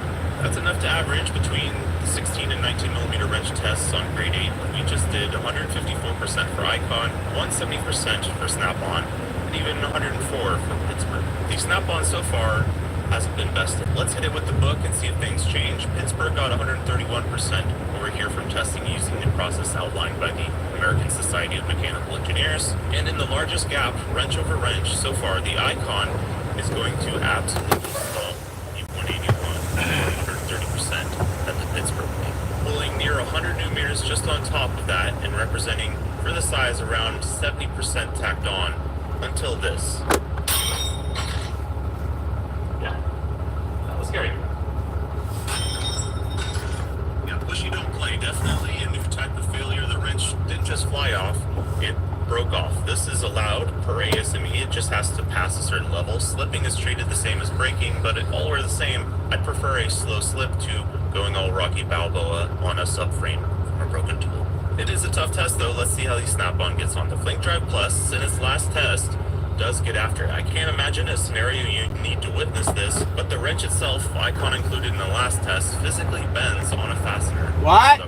That'd be your warning sign to go grab an impact or have the new guy with something to prove show you how it's done. The Snap-on also has its own jump scare, but not broken. It did lurch though. It makes 209% jump bow. Any engineer is going to be happy looking at 200% here. These are both numbers, but ranking these must be done.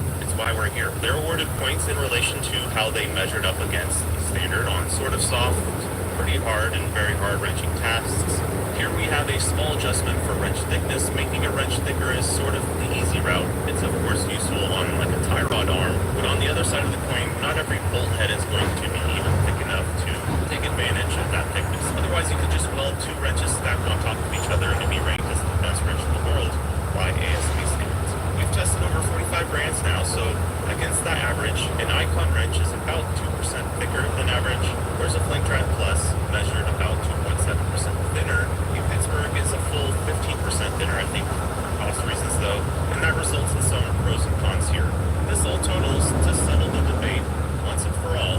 And when I kicked up, we're confident in these results: 558 points, 592 points, and 388, placing the Snap-on in first place, which, considering it wasn't beaten in any category, does pencil out for us. The price gap is ridiculous, but let's remember why we're here. People are saying channels are showing and analytical tests the Icon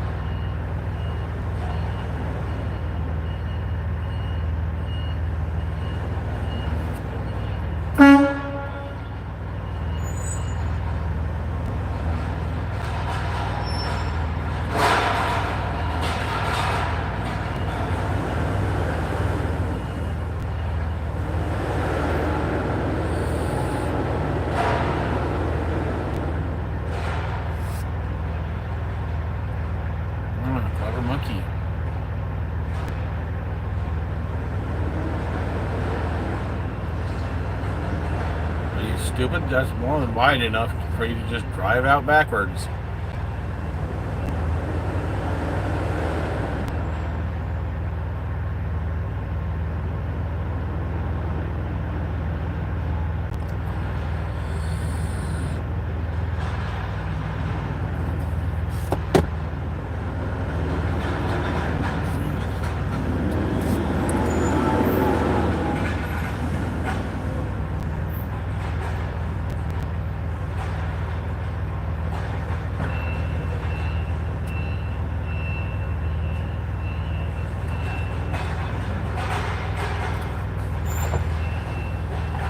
This call is being recorded. Good morning, Tyler. Morning. Yeah, I freaking got up at like 4 in the morning, got over here about 5, and now they're starting to offload me. They're unloading you? Okay. Cool. So I've even tried contacting, TQL and stuff. They're like, we tried contacting you on the weekend. I'm like, funny, my phone never went off. They said they tried contacting you guys, and they said you guys wouldn't answer. I'm like, funny. I'm like, that's seriously funny, because they said they called a different number. I'm like, that's not my number. I'm like, you were trying to call me, but you apparently had the wrong number in your system, and they looked it up. I only have one call from TQL, and it was from 6 o'clock this morning, and I answered it. Other than that, I don't have anything. Well, they're lying, because they never called me this weekend. And the number that they said they looked up goes to some lawyer in Florida. I'm like, yeah, that's definitely not my number. Oh, wow. Yeah, so they're goofing up. Yeah, I don't know what happened, but I only got one call this weekend from TQL, and I answered it. And it wasn't even this weekend, it was this morning. So, I don't know. Yeah. Yeah, so like I said, the driver that comes here quite often, he says they were already closed when I got here on Friday, and they said they definitely don't work on the weekends. So that automatically guaranteed me a 34 well under a load. Mm-hmm. I didn't want to do it that way, but whatever, it is what it is. Yeah. But yeah, they're starting to offload me now. So basically, if you can, just start looking for another load, because they're already starting the process of offloading me. Okay. All right?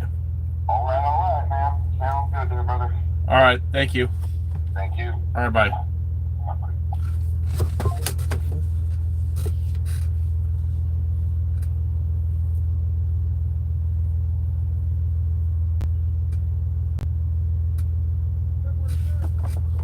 Huh? Thank you, sir.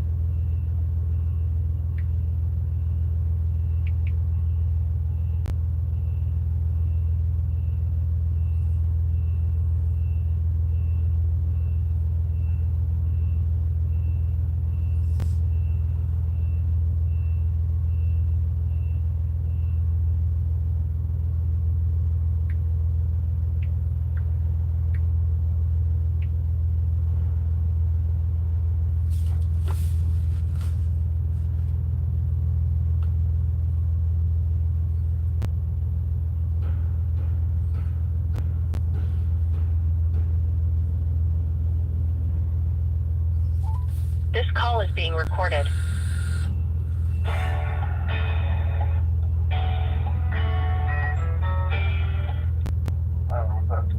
Can you re-text me that email address? For some reason, that tiny scanner, cam scanner, whatever, forgot your guys' freaking email because I typed in O and usually fills in the rest, and apparently forgot it. And I'll just copy and paste it because why does it keep forgetting it? I don't know. It's weird, but whatever. I just sent it to you. Appreciate it. Oh, see, that might be US there.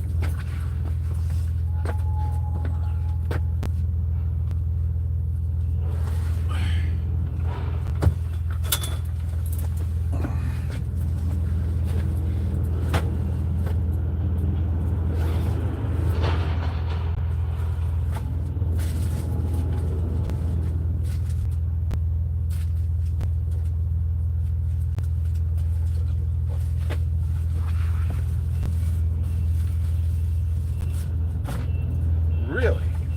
You guys never got a phone call? Interesting. Because they told me that they did. They called you.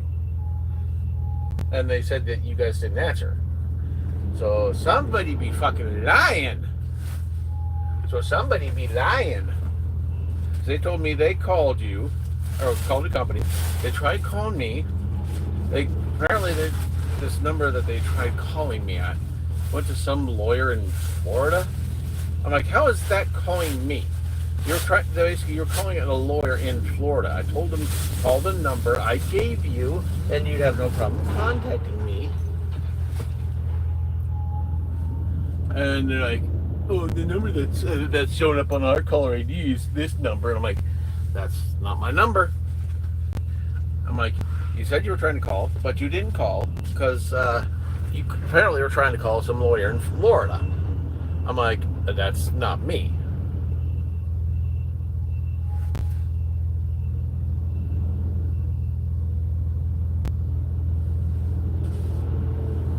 I'm like, some lawyer in Florida is not me.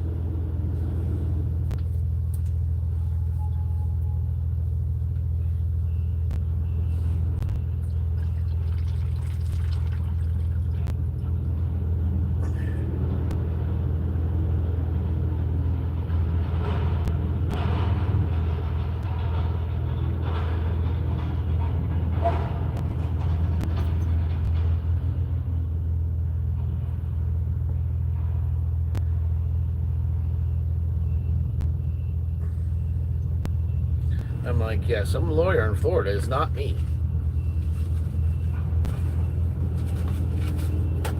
like, jeez Louise. Yeah, they never called. They never texted.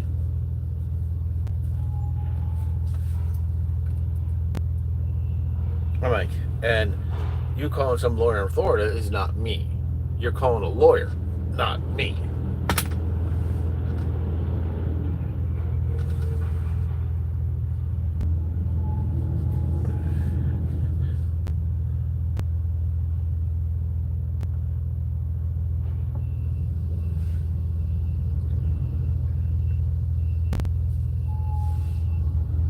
Some lawyer in Florida is not me. They're like, oh, it's coming back to some lawyer. I'm like, yeah, that's not me.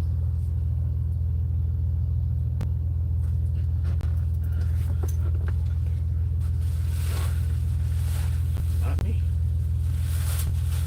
Unless you're trying to contact your attorney, that is not me. Not my number. And you trying to call that number is not getting a hold of me.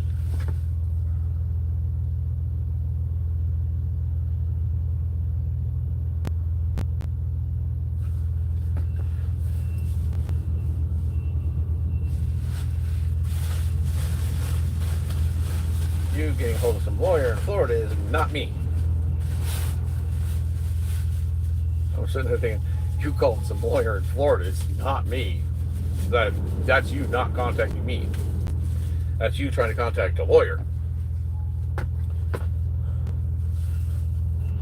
So she laughs. She's like, yeah, you're right. I'm like, of course I'm right. I'm not a lawyer. I'm like, of course I'm right. I'm not a lawyer.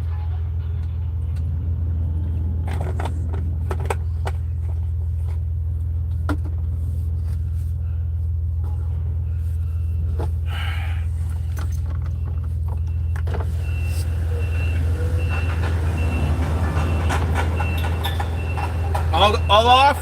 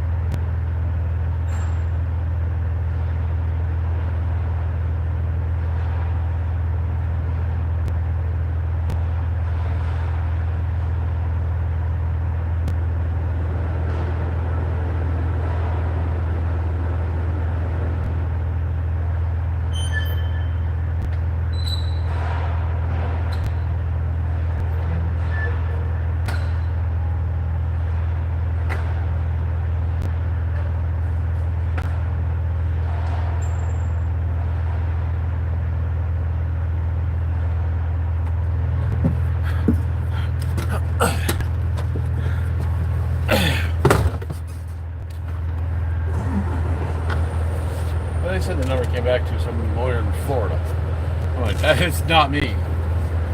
Some lawyer in Florida. It's not me.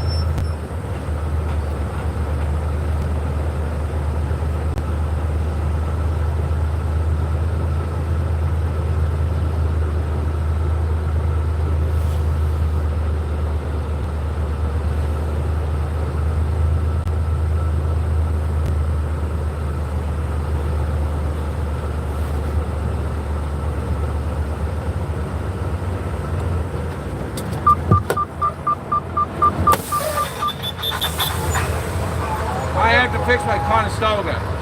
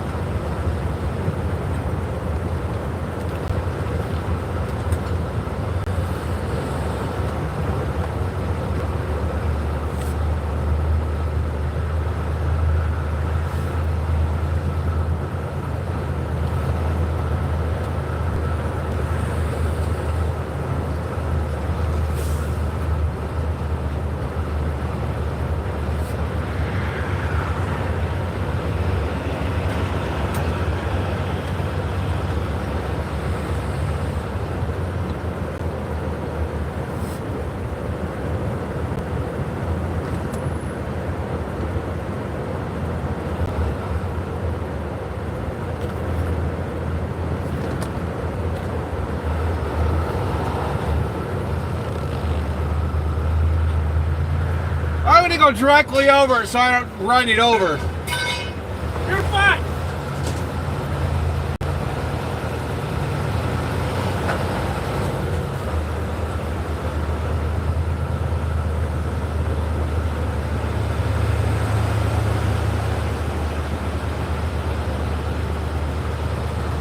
Yeah, I had to go directly over his tarp, so I didn't run it over.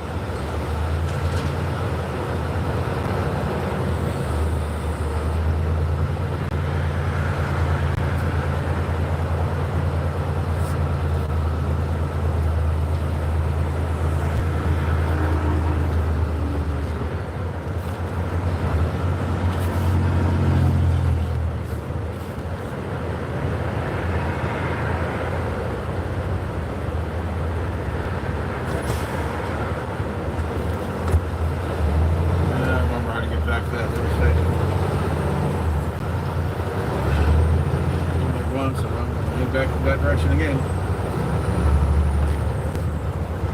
Go up here until you get to the intersection a few miles up the road.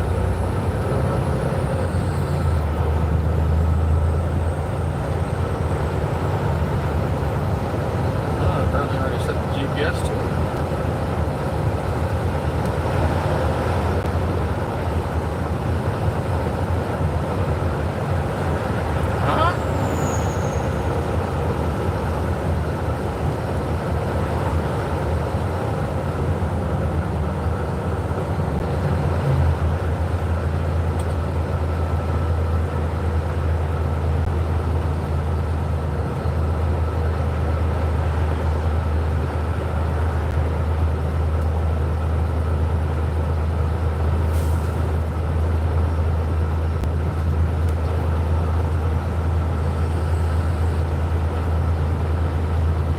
Technically, I am running it over, but running over it, not running it over. You're good. Technically running over it, but not running it over. So you're going directly dead center over it. You're driving over it, not running it over. You said you didn't want to damage, so you ran it directly over it. The car all folded up and shit. That's all you had to do is drive directly straight over it.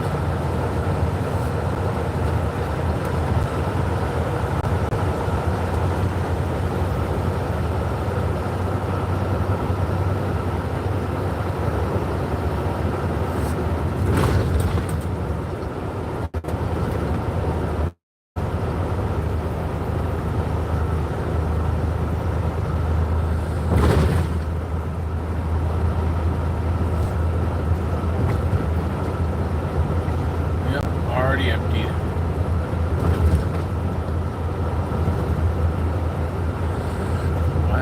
Why it's not giving that email address? I don't fucking know. All I know is it's glitched the fuck out. Yeah, why that stupid cam scanner app does this? I don't know. All I know is for some reason it's not showing the email address for some stupid reason. So I have to have you email it to me again so I can copy and paste. Yeah, it's annoying as hell, but what are you gonna fucking do? It seems like it does this once every few months. As annoying as that may be.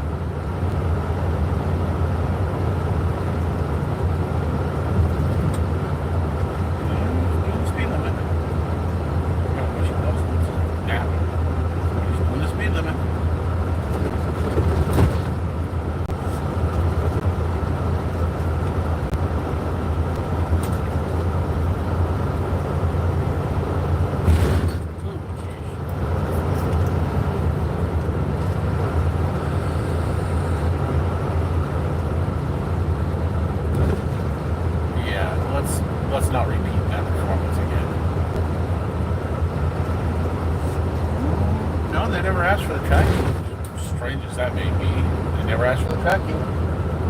Okay, strange but okay.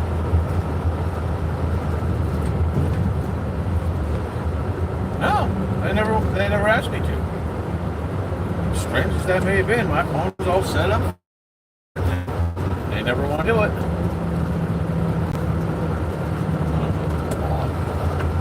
They might have figured it out.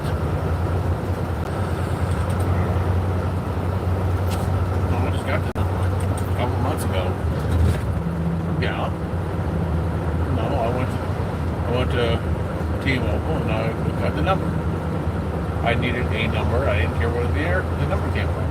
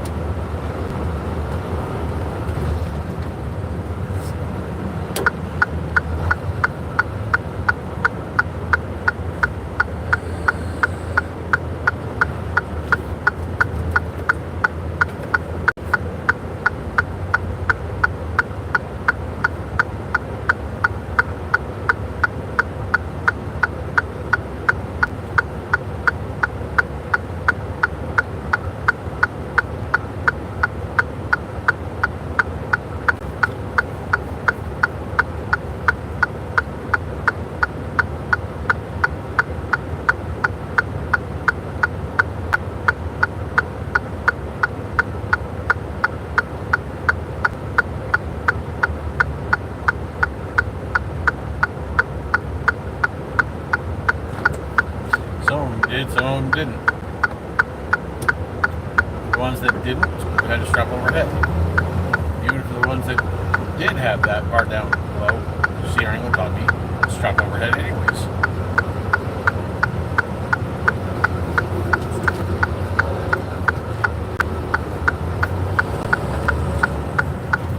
But strap overhead anyways.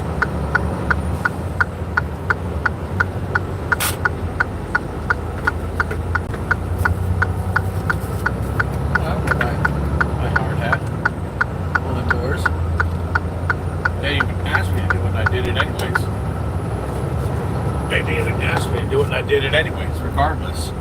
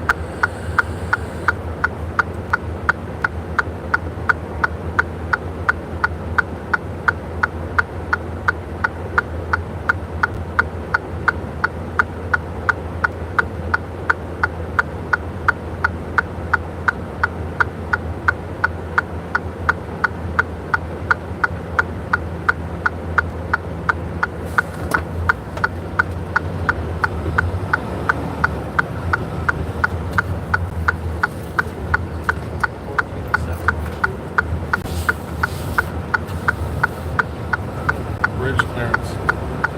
Clarence. Bridge clearance. Clarence.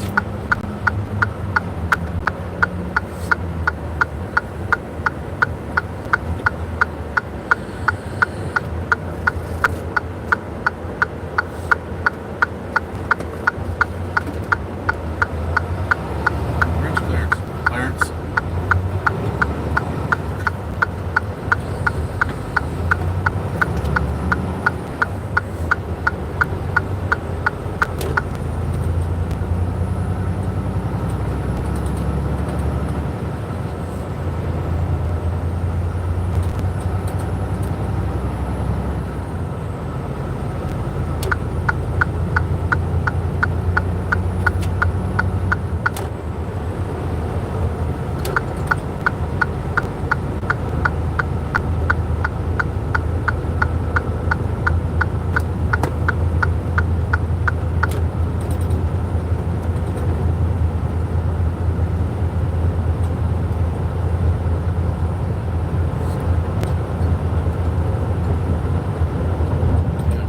Right in my face.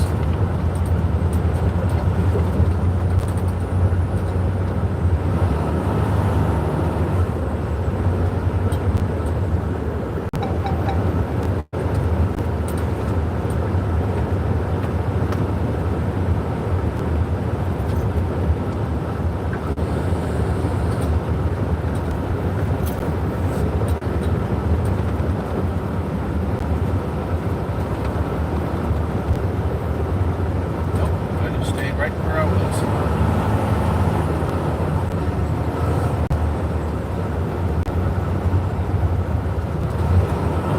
Done. It done. It done. It put it done.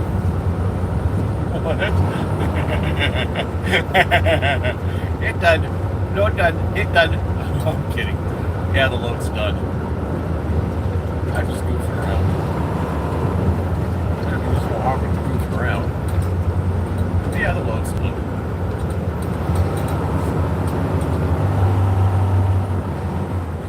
Friggin' sun right in my face. I hate it when they don't. But hey, thanks to that mod that I did with the window tint, it helps out. Well, I'm seriously thinking about getting 2% window tint, tearing off the 5%, putting on 2%. Really help out with really help out with the sun glare.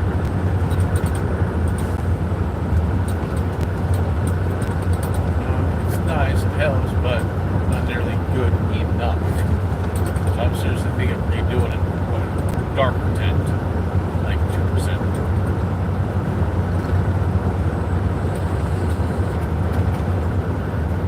Or that, but see, the problem is that's much more expensive. It's nicer looking, yes, but that's much more expensive. Yes, it does block the sun, but it's really expensive in comparison to this. Cheap shit.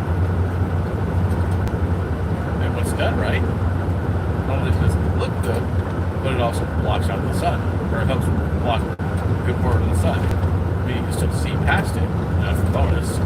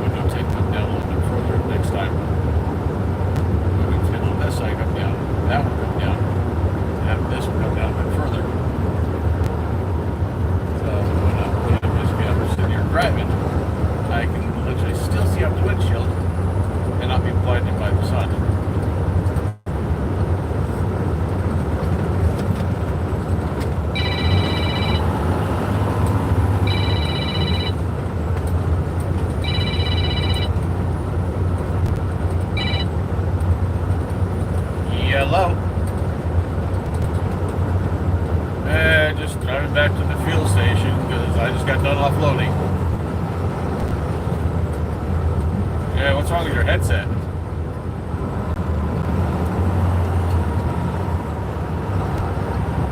Darn it! Fuck. So I noticed you didn't call it all yesterday. You're just busy doing work and shit.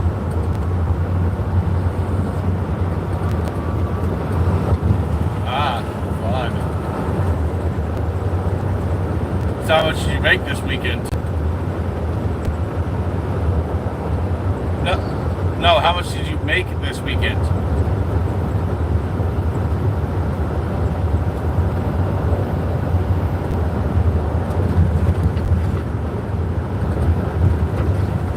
Nice.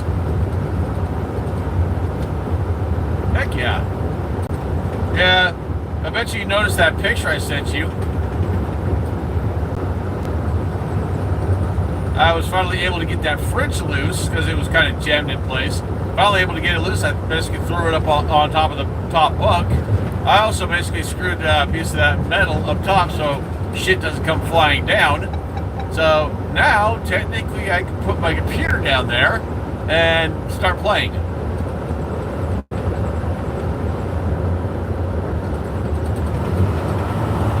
what? I know. I'm just saying, next time I'm in Utah, maybe you can bring it by. I was also thinking of getting more shit out of this damn truck because it's getting cluttered fast. Like, you know, go to the store to get more shit out of this truck. You know that's how it goes with trucks. It gets cluttered in. When it gets cluttered, it gets cluttered quick.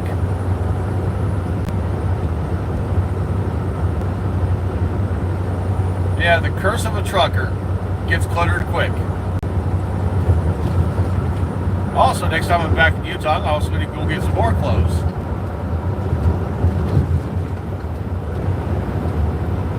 Gonna switch over to what? Oh, bellies.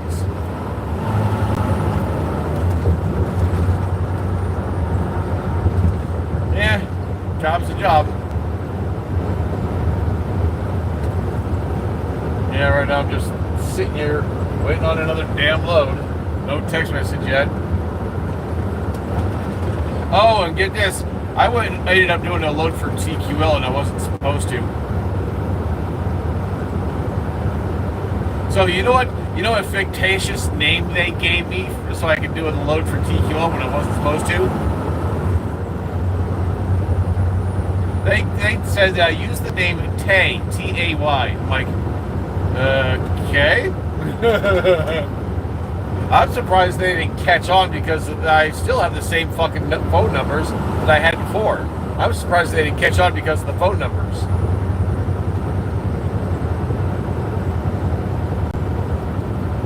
I guess Desperate Times was called for Desperate Measures. They wanted to keep me moving, so they gave me a load with TQL, and they said just use the name Tay. Don't use last name.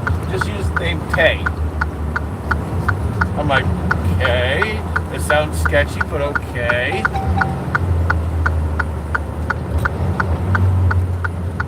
Well, apparently I've been banned from using them because one of the last loads I did was like hauling coal or some shit. I think is what it was, and some freaking woke bitch, you know, little twerp bitch. And they said you can't go out that way. You have to go out this way. I'm like, ma'am, I came in that way. I'm going out that way. And basically because of that, she ran her mouth to TQL and got me banned from ever pulling loads with TQL again. And I was being respectful as I possibly could, saying, you know, using the words ma'am, you know, stuff like that. She got, huh?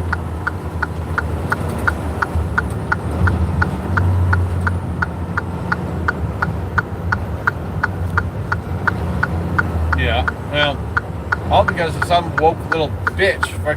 She got me banned from TQL. If she would have kept her fucking mouth shut, wouldn't have had the problem.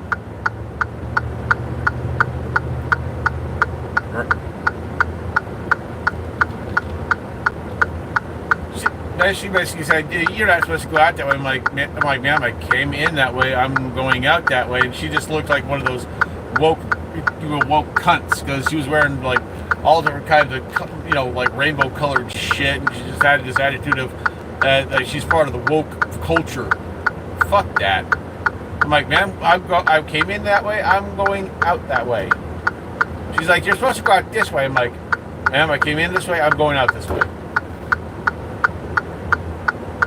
I was being respectful as I could, and she basically ran her mouth saying I called her all kinds of names when I didn't.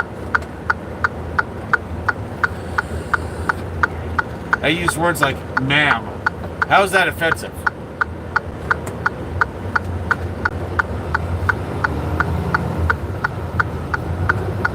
Probably.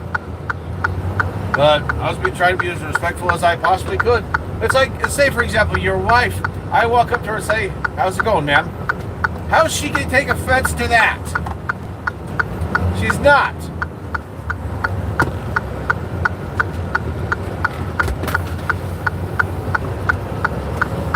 I identify as a turtle. Congratulations, you're stupid. I identify as a tree. Call me a tree. Fuck you. I won't. I'll call you what you are. A ma'am or a sir.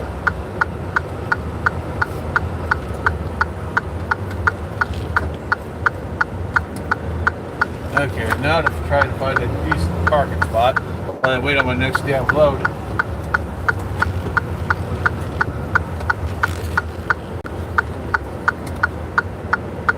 Really? Was he?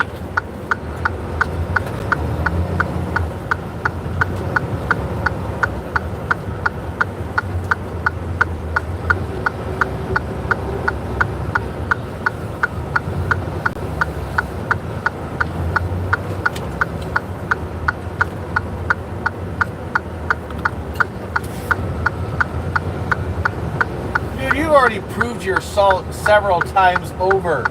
You don't fuck around. You get there. You get your damn job done. You're done with it. You don't play fucking games.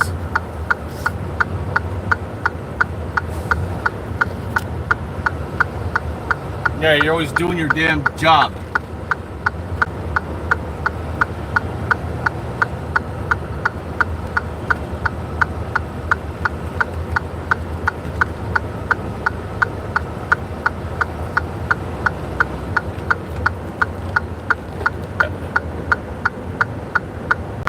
Yeah. And that's fine because you gave him a heads up. I mean, how hard is that to understand?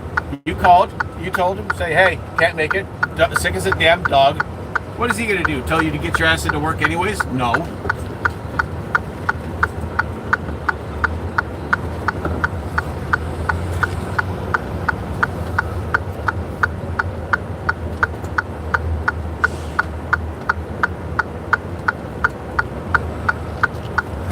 There's my spot. Now I'm going to take it. Cut over far to the left. Now cut over this way. Ooh. I cut over a little too far. Now to counter.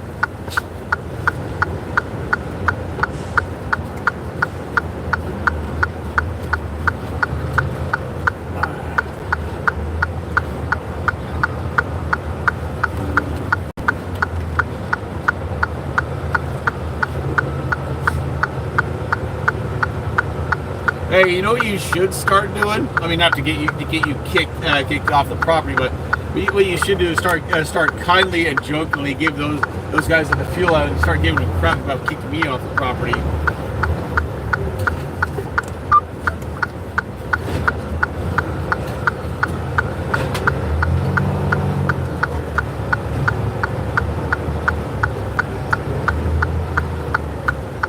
So you're just there, just getting shit done and get out. Hold on. Company's calling me. Hold on. Hello? Oh yeah, I was just basically pulling into a spot. Didn't know how long it would take for you to get another dang load. But, huh? You do?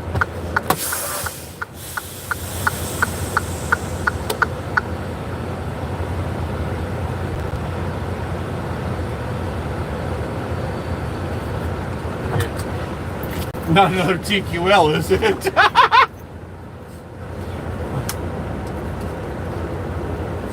Yeah, you guys don't want to get in trouble, so no more TQL.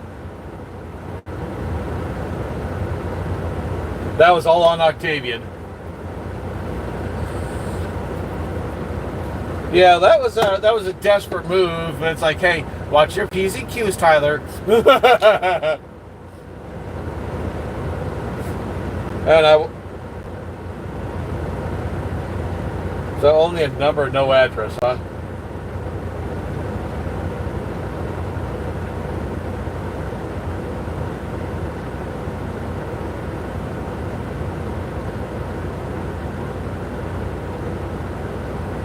Okay.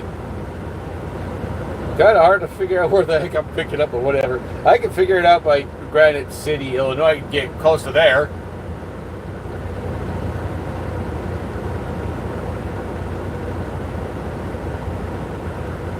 Right.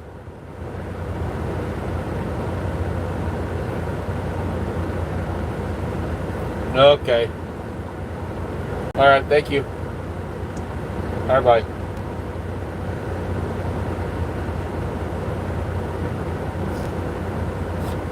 You still there? Now I have to call somebody else. So hang on.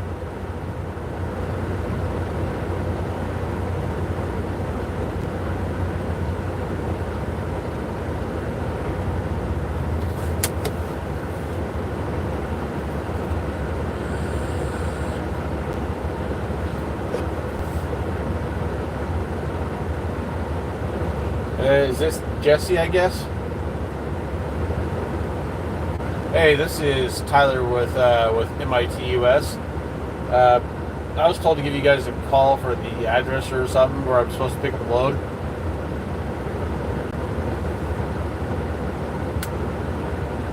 Go back to the text message. It said Granite City, Illinois to Auburn, Georgia.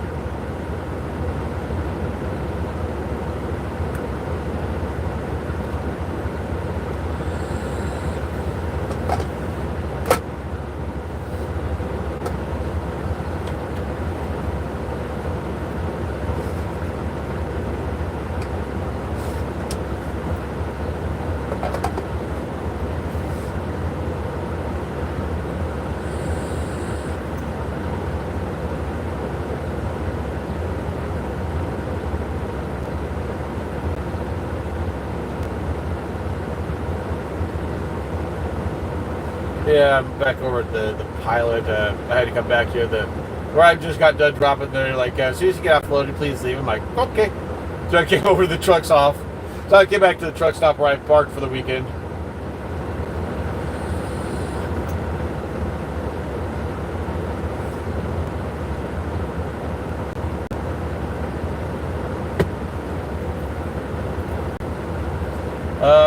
Actually, I've got a Conestoga, so that works.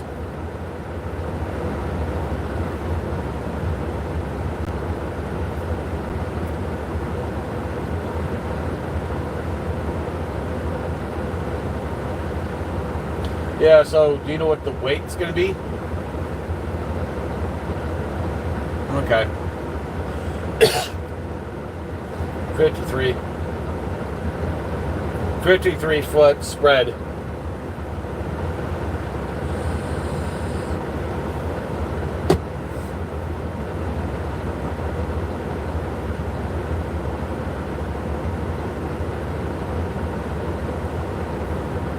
Say that number again.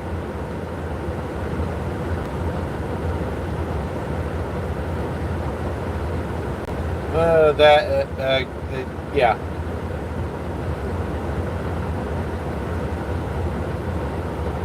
Yeah. Tyler.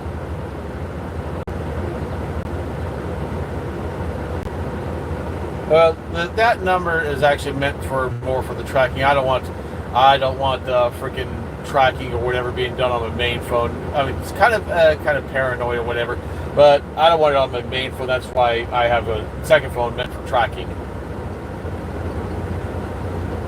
Yeah, the one that you were just mentioning, yeah.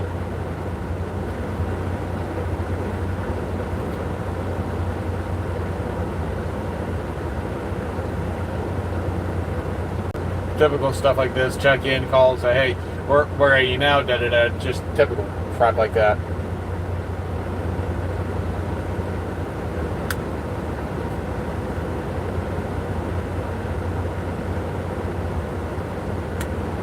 Yeah, you can even text me on that one or whatever, or you can do it if you're not doing the tracking. You can also do it on this number. I don't know if it's showing up on caller ID.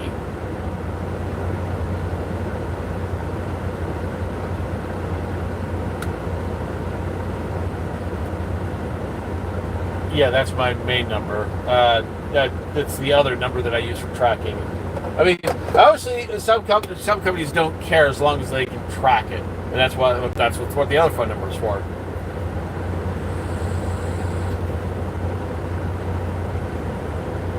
Either one, I don't care.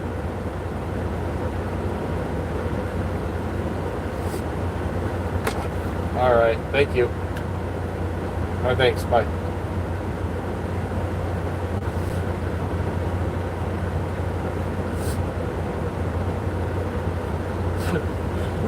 Sorry about that. Yeah, freaking, basically Brandon called and he's like, got you another load. I'm like, cool, all right. And then they wanted me to call this other location for the pickup information.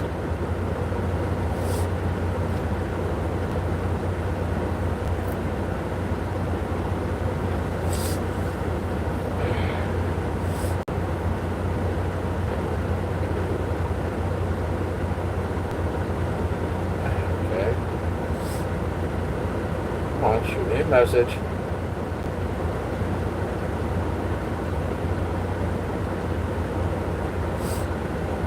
Yeah, this last load I just got done doing, they said it's by appointment. When I got there, they didn't care. They just took it off. They didn't care about the appointment. They just wanted it. You know? Text me. Come on. Send me a text.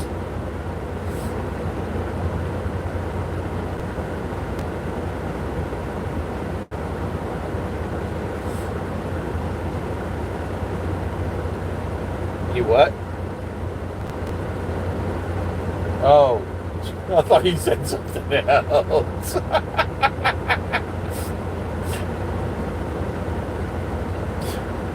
I thought you said you would try having it in the butt. I'm like, the fuck?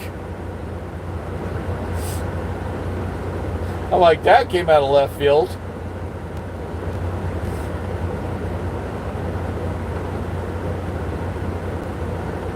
All right. Talk to you later. All right, bye.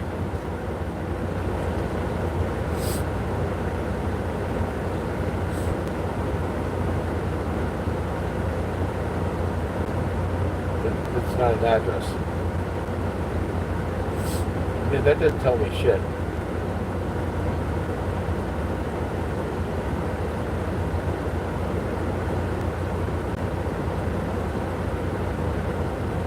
There's not enough information there, and I got the text message.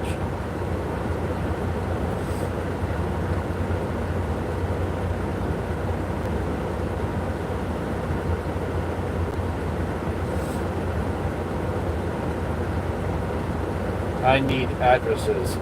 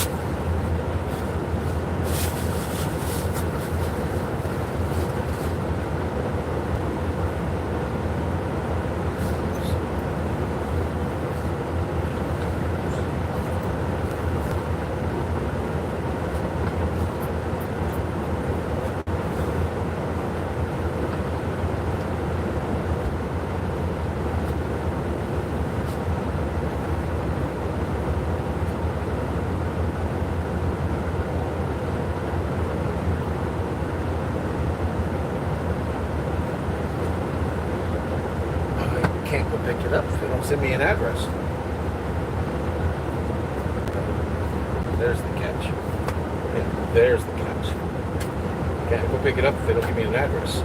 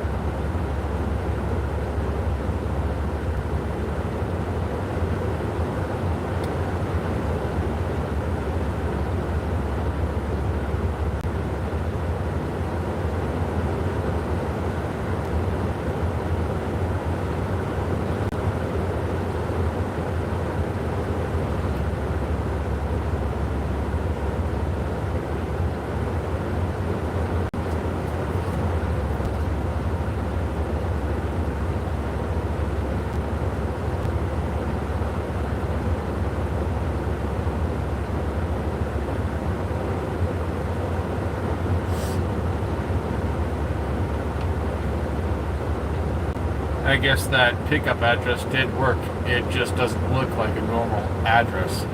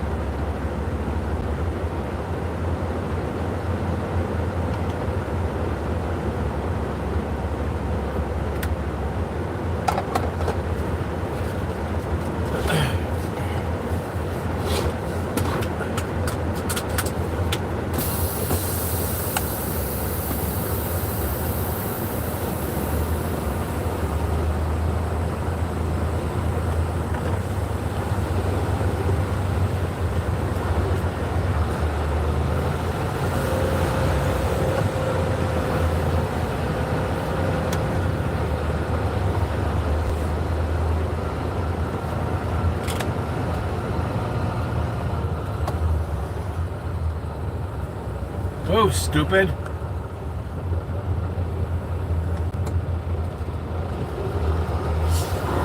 Moron.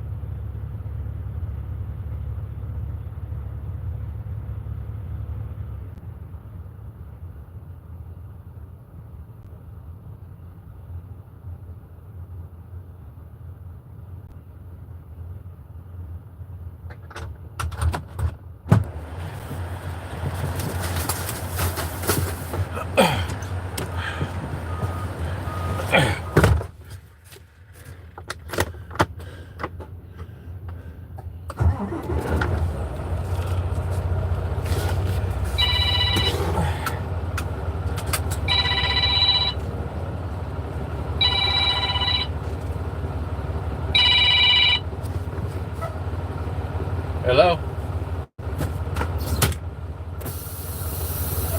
Morning, Octavian. How you doing?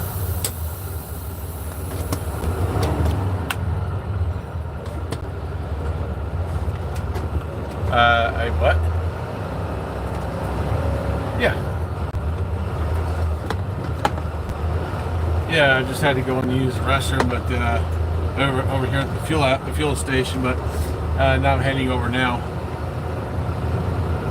It looks like it's only what, 6 miles away.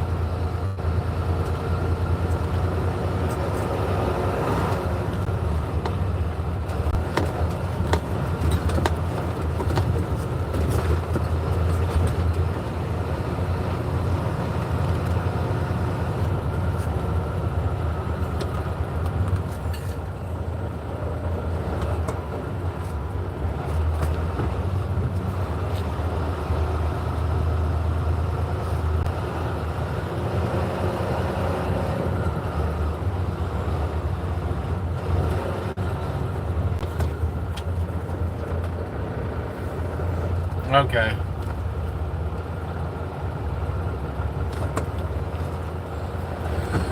Yeah. Yeah, I just hate when that kind of crap happens. All of a sudden you go to start the truck and it just won't crank. You tap on the starter to try to get one more start out of it and it won't crank. I hate when that happens. But then again, what do you expect? These trucks are started how many times throughout how the life of that starter, and then eventually it's going to die.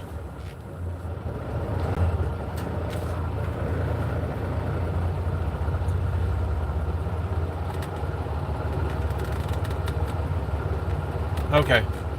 Send me the address.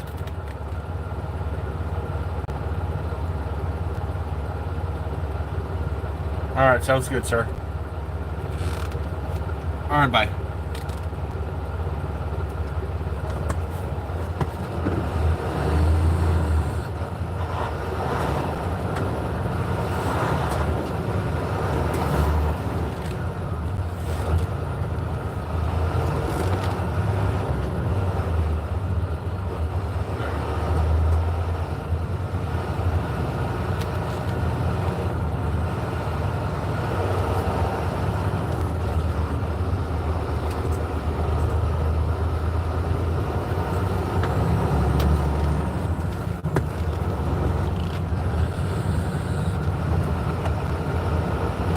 And that kind of creates a problem.